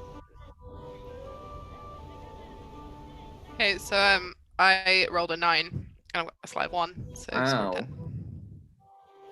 I rolled a 7 but added 1, so I've got 8. I've got a 7. Amazing. You are all deftly for once. You've got a 3 for this. For once, you're all deftly slip into the shadows and saunter your way over to the underbelly of the crab. And now that you're closer, you can see with ease a way into the underbelly of the crab. There's a slight gap that I think a magpie, an owl, and a cat could all fit into. As the crab carries you on, you are sat in this darkness. I think that Rosie and Susan, you both can see slightly better than Sprig in the shadowy corner, and both of you notice at the same time that in the belly of this crab is a conglomerate of, I'd say, about 20 rats, all of them now looking with abject fear as they hold little shields and swords up towards Julie, to Susan, and shout in unison, "The Accords! The Accords!" Jeez. Julie, have you already tried to attack one of them? Scream about the Accords. Yes. I've got one by the tail, but I'm just looking at Rosie, and she's giving me that look that she's not happy. All of the rats are brandishing weapons at you and are shouting, "Release the tail! Release the tail! The Accords must be followed!" I think Susan realizes that if she wants her relationship to stay positive with Rosie, she's still not bothered about Sprig, but she's got to let this rat go. I think Rosie is unsure as to why Susan thinks there is still a relationship left to be saved at this point. Not something that's actively going to be mentioned in conversation, but wow. Either way, you let the rat go, and you both... I have got a tiny sword in my paw, though. I think that this rat would not care about keeping hold of their little sword as they cower back to the back of the group, where you can see one of them is wearing a sort of like a coverall that's got like the little red cross on it, and it sits down on a mini couch and begins recounting the tale of its tail, and it starts getting its little tail patched up. You can hear in the background of the following conversation you might have of like, big teeth, and I really thought it was going to go after me, and what would Jennifer think if I didn't return home? And, Oh no. And I think Rosie should show Susan quite a lot of surprise that she didn't take the rat, and I think she should. Yeah. I think at this point, I think it's worth attempting to, or Rosie thinks it's worth communicating with the rats. And initially, I think Rosie would like to say, "Thank you, Susan, for not eating the rat in front of its peers. That was a great move on your part. And I would like to announce to the rat populace within this gigantic mechanical crab, we mean no harm. We will not attempt to eat any of you beyond this point. Please forgive prior misgivings. We only come to scoop out one of the gnome's eyeballs. That's the only key here. That's all we're here for. So if we could try and maintain the peace while we travel inside this moving mechanical crab, that would be great. I promise, no more eating. Mice. Rats? Mice? The rats. I thought they were rats. Sorry, rats. Yeah. My Susan, can you promise you will not try to eat any more rats just while we are traveling inside this gigantic mechanical crab, please? That would be great. If I don't feel like there should be any "it's" about it. I feel like it should just be like, no, I won't eat any crabs. No, but I want the first aider to come and take the sword out of my paw. I can give that a go. if you'll allow Sprig. Are you qualified, Sprig? I'm qualified. I only live about 3 years in the wild, but Sprig is going to claim he has a PhD. He will not say what. I have a PhD. I am technically a doctor. The rats hearing your request, Susan, sort of perk up, sort of shout back, "You have your own medicine, folk, you cats. You're over in the left segment of the town. We do you not know of the agreement? We've not seen you before. The accords must be followed, lest the town descend to anarchy again." As Sprig is with one talon attempts to pull the sword out of Susan's paw, sort of looking over his shoulder like, "We've not heard about these accords." Oh, thank you. That's very good. I mean, if you had heard of them before, that would have implied you'd met one of our peers, and that would have been very bad. We are out of town. Yes, that much is very clear. You're on a quest of revenge? We're vengeance tourists, yes. Yeah. Do you have any? I don't suppose you have any strong feelings towards the man they call the sheriff / the witch hunter. He's the one who forced us into the underground. He's a terrible being. Would you be amiable to killing this man with us? We have tried many attempts. All have failed. What have you tried? What plans have gone awry? We tried. There was some rat poisoning out. We put it in his food, but it didn't work. Apparently, it only works on rats. Oh. And then we tried. That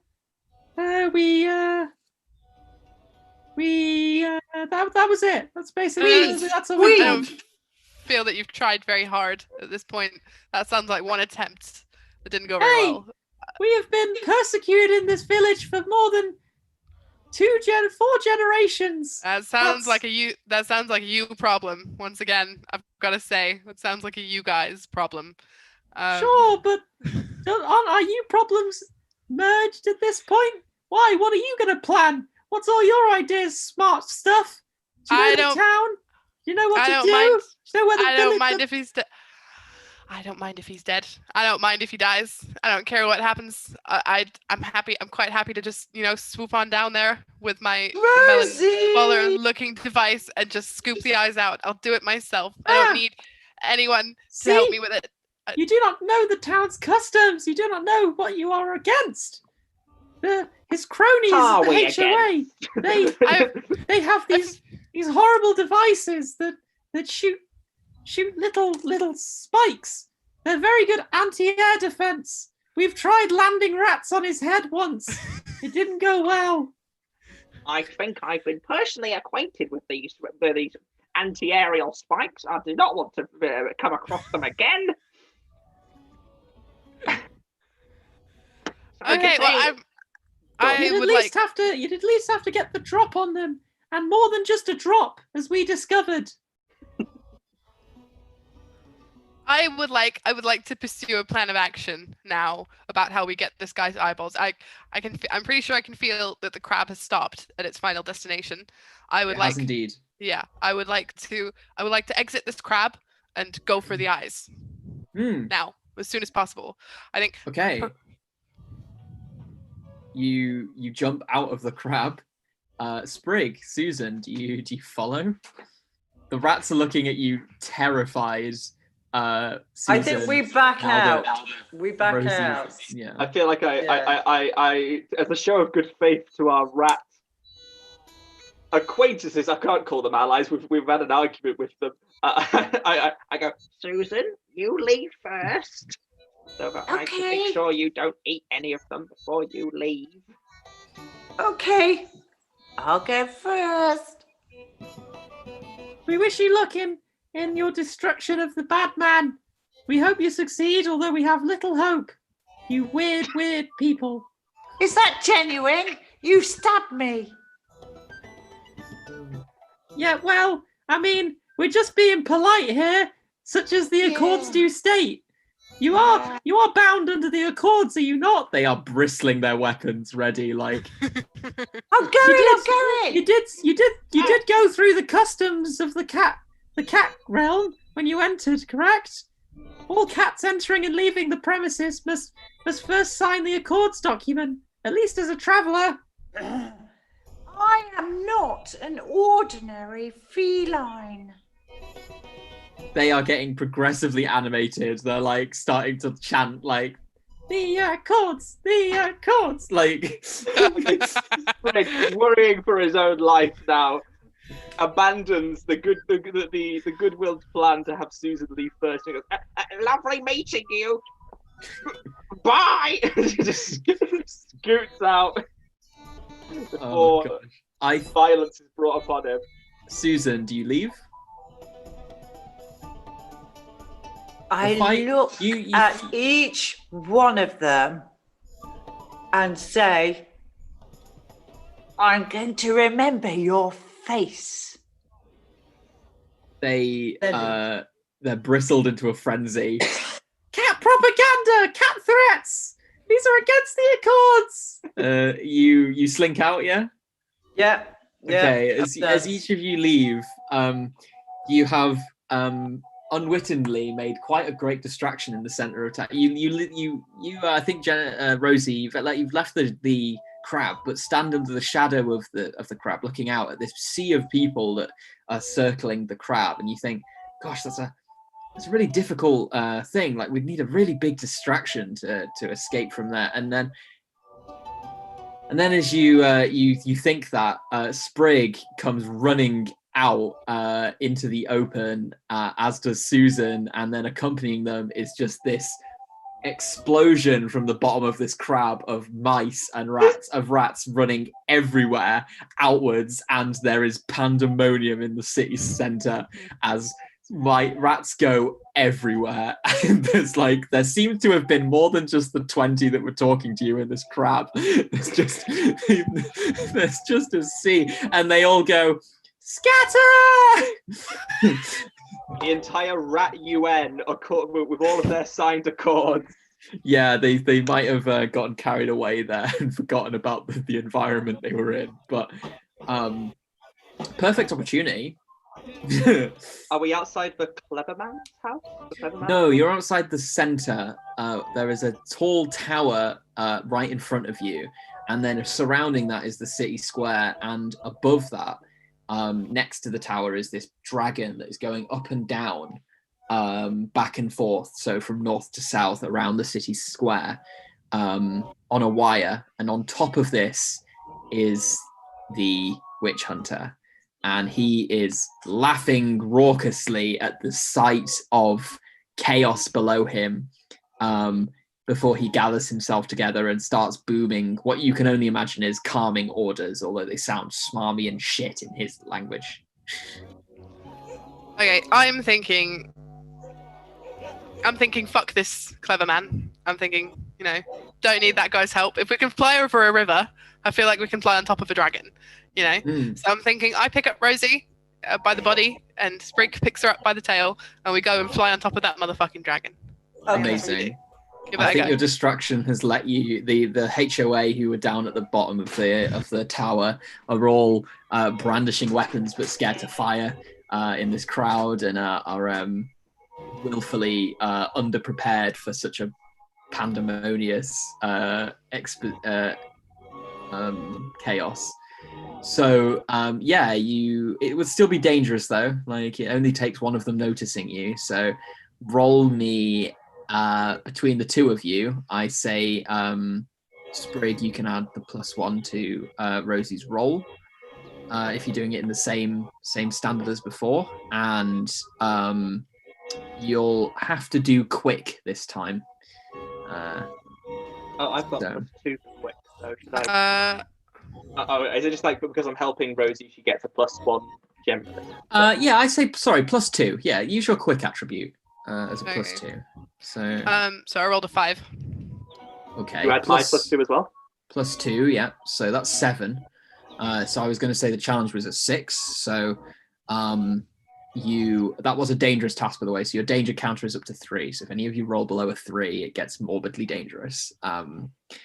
As you climb up to the dragon, the HOA are too distracted to notice you, and you land on the back, and you have not attracted the ire of the witch hunter, who is too busy laughing behind their backs at the village he's supposed to be protecting, as they cower and run from this infestation. As you look down, you also notice now that there seems to be a large amount of cats running everywhere as well. They've just come out of nowhere. I think someone might have kicked over a basket and 5 cats came out, and then someone else kicked over think like Susan is recognizing all of her siblings that are running around, and I think at this point she'd probably say, Rosie, my siblings can help. Look, I can call them.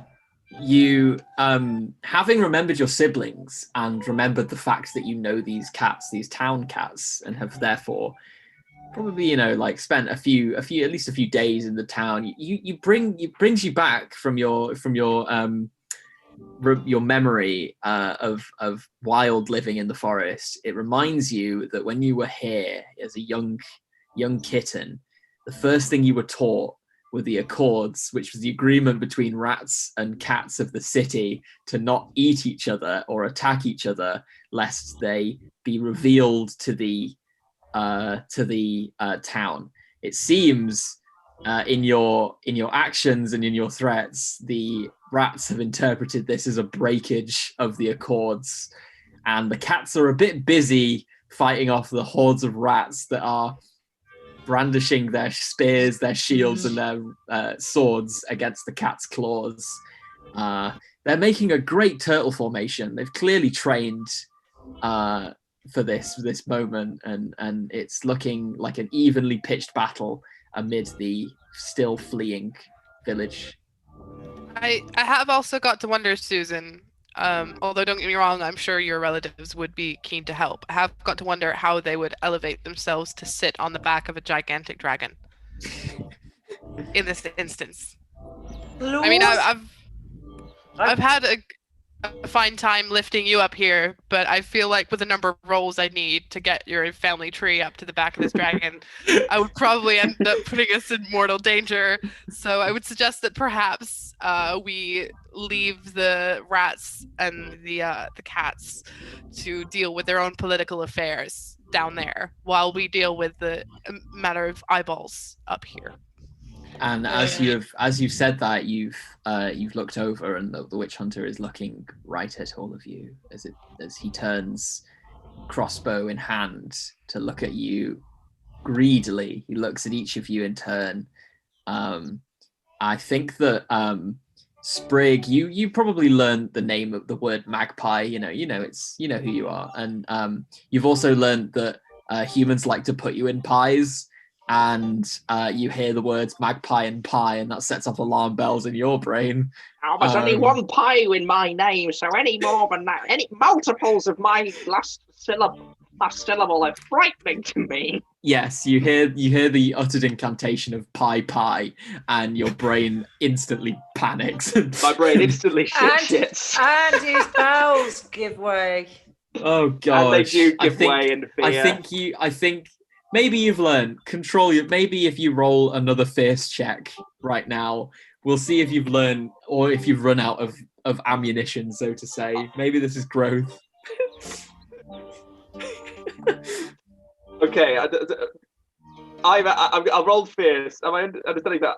I shit myself regardless, but if this roll is positive, it freaks out the hunter. If I roll badly, it freaks myself out. Yeah, sure. If that's how you want to play it, yeah. Yeah, it's how he's going to style it out. I think so there is a guarantee that Sprig has a nervous bowel disposition. Yeah, it's where he goes. This is happening. I am so sorry.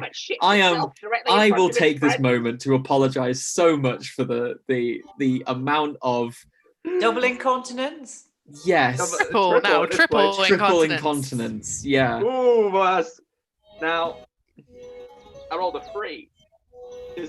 Have I done that danger thing? Does that happen? You have, yeah. Oh, for God's sake! Did you put us in mortal danger by rolling on what you shit with? For God's sake! Sprig. Bullshit. Sprig, as you nervously do your deeds, as you have done repeatedly, single tear.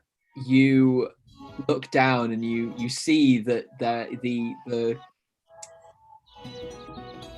damage you've done is more than just a splash on the paint job.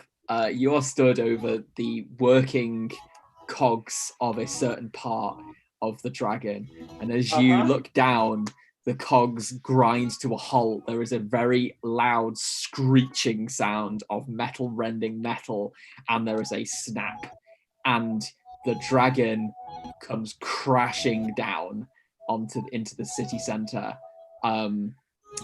And fortunately, the villagers have all run from the rat and cat problem. There is a large pile of cats and rats, however, that are not maybe so fortunate and do maybe scatter, and maybe are lucky enough that the dragon is all ribs, like it's mechanical ribs. So there's not like a large body of it. So you think that many of them will have survived by just being inside. It just comes crashing to the floor, and I think each of you need to roll to see how well you adapted to this change in environment. So if each of you could roll quick and see where you are up to. I rolled a 3 and I add 2. Yeah. 8. 5, 8. Perfect. Callum? I rolled a 7, add 2, so 9. Amazing.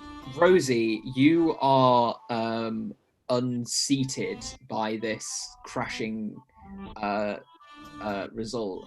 Sprig, you had a bit of warning, and so saw and sort of braced yourself, like dug your claws in. And as everyone knows, cats land on their feet. So Susan, you sort of fell, but primly landed exactly where you were. Rosie, you fall towards the witch hunter, and you're out of position. I'd say give a go with the you can probably reach with the scooper, but it might be a close thing, so it might be more reach with the difficult than scooper. if you were ready. Yeah, I'm done. nice. I'm done. We're going for it. I'm gonna go with the scooper. Amazing. Roll me a fierce. I got a 6 with 1, so that's a 7. 7. So yeah, I think that connects with one of his eyes, and there is this for a bit of slight backstory. The snake oil salesman that you stole this from was renowned for having terrible gears and stuff. You might have heard it from the librarian. Not as good as the clever man, but here his tools really did shine, and in a unforeseen use, and it's like as he was showing, it's like a spoon through a melon. It cuts very. There is a tearing scream, and there is a bit of blood, and you now have one of the 2 eyes that you need from the witch hunter, who is looking at you with vicious anger and rage as he levels his crossbow Through one towards eye. you. Yes, with one eye. So Sprig's despite his fear of the big boomstick, is once again going to go for the kamikaze method. But no poo this time. This is pure Sprig, as he launches himself at the hunter's face to throw off his aim. I think Susan would come in and try and hold him down from the scalp with her claws. Nice, amazing. Yeah. So Susan, you jump for the face and sort of get the crossbow out of the way, and Sprig, you dive for the thing. So both of you roll for fierceness. Oh, it's a hot 3. The Sprig going down in a blaze of glory. What did you roll, Susan? We'll see if this saves you from your danger roll. 2. I think you collide with each other in midair, and Susan, one of your claws finds its way onto Sprig's back. No. And one of your wings gets really, really hurt if you land awkwardly. Like a World War One fighter plane. Yeah, there's a vrrr as you, yeah, and the witch hunter is again leveling their crossbow at Rosie. Susan, you've got one more attempt. Sprig, you're out of action. Not fully, but like you're out of position. You'd have to take a second to get back to them. I think Susan would go for the jugular next. Susan's going for the jugular. Sprig's thinking about magic. I'll come back to you. Susan, roll fierceness.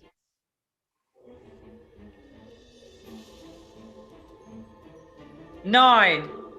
Amazing. There is no one who does not know the dangers of a cat and how even small claws can cut deep. Mainly in the feelings, if you were going to go and pet them, but also, significant damage. And you find the exact right place, Susan. You find like that edge of the neck, and it proper tears, and the witch hunter is brought to their knees in agony as a really nasty gash on their neck appears as you. It's actually quite tasty as well. As you land, not a gash, not with claws, but with teeth. I should have known. Rosie, the witch hunter is down on their knees, and you've sort of maneuvered back round with the scooper. You've got one attempt while they're distracted. Okay, I will give it a go, and I rolled 10. Nice. Wow. And so in the catlamity of the cats and rats fighting across each other.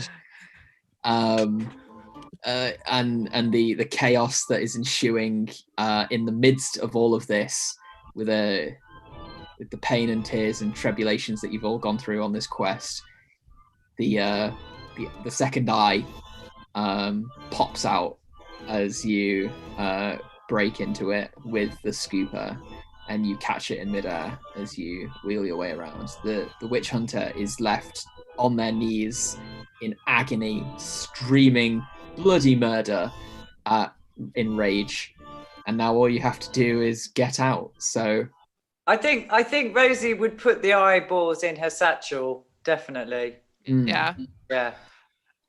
She's got to pick me up. The dragon fell on one of the nearby buildings. You're all actually currently on the roof. And the roofs are all neatly arranged across as a direct way back towards you can see the library sticking out. So if each of you could roll a, I guess it would be slime. No, I'd say quick. If each of you roll a quick. Sprig, unless someone else is helping you, you might roll with a disadvantage a bit. You might be disadvantaged in your roll, so. How bad is Sprig right now?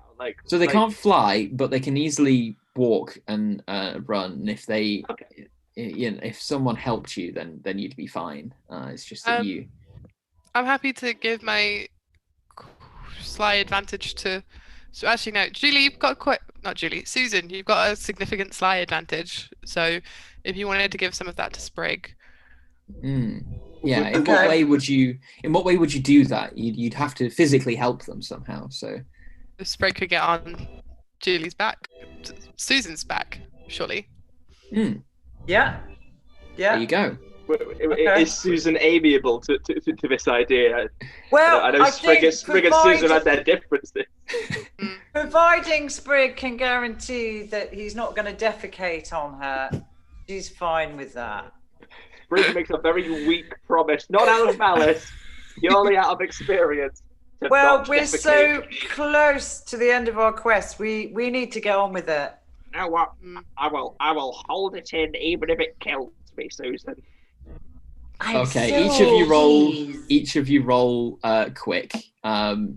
Susan, you can roll 4 Sprig if you're carrying. So Susan, you're I've got a 7. Amazing. I've got a 3. So it's a 6, surely. 6. Yeah, because you've got to add 3. You roll a 3 and then you add the sly. Yeah. So yeah. Okay. 6.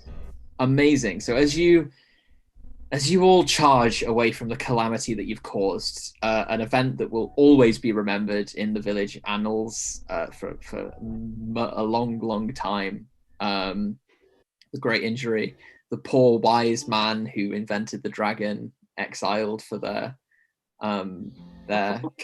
cataclysmic mistake and error, the witch hunter sacked for inabilities to continue their work.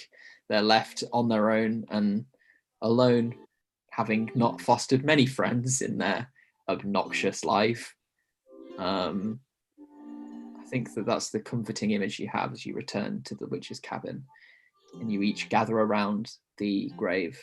And Jennifer, Rosie, you pull out of the satchel the 2 eyes, you place them down into the depths. And I think as we leave this peaceful image of the 3 animals gathered around the grave, wishing desperately, changed and hoping on each other to live better, and the hand that forces its way out of the dirt, born again. And that's it's that. Alive! It's alive. You did it. You did it, folks. Yeah. Oh my god. Yay. I miss Matilda so much. Wow. Matilda's here. Matilda's with all of you. And that's where we'll end our session tonight. Oh gosh, wow. Thank you so much, everyone. This has been a Dice and Cosy LUU Comsoc performance of The Witch is Dead, a Grant Howitt RPG that we've all enjoyed and performed in. And I will remind you again who has been playing. So we've had Callum Young playing Sprig. Is there anything you want to plug? Anything you're doing, Callum? I have nothing personal to plug. I don't think. No, just if you're a student and not currently join LUU Comstock, because you get to do Good this times. nonsense sometimes. Yes. We also have a Facebook and there's plenty of places to find us. I think if you become a member of LU Comstock, I know at least you can join our Discord where we are always talking and making a good community of ourselves. So if you want further details on that, if you are interested there, find us on Facebook, and then you can get more information and how to be a member and things. We've had Jennifer Tools as Rosie, the intrepid and wise owl. I would actually like to. I'm not associated with this university. Associated with a different one, so I don't have anything to plug whatsoever. But I would actually like to take the time to plug Good Vibes. When I was doing improv, it was a great way to meet new people and to make friends and to reach out to people. And I think especially a lot of my improv friends have been really badly affected by COVID because it's lessened your ability to connect with friends that you've made in this community.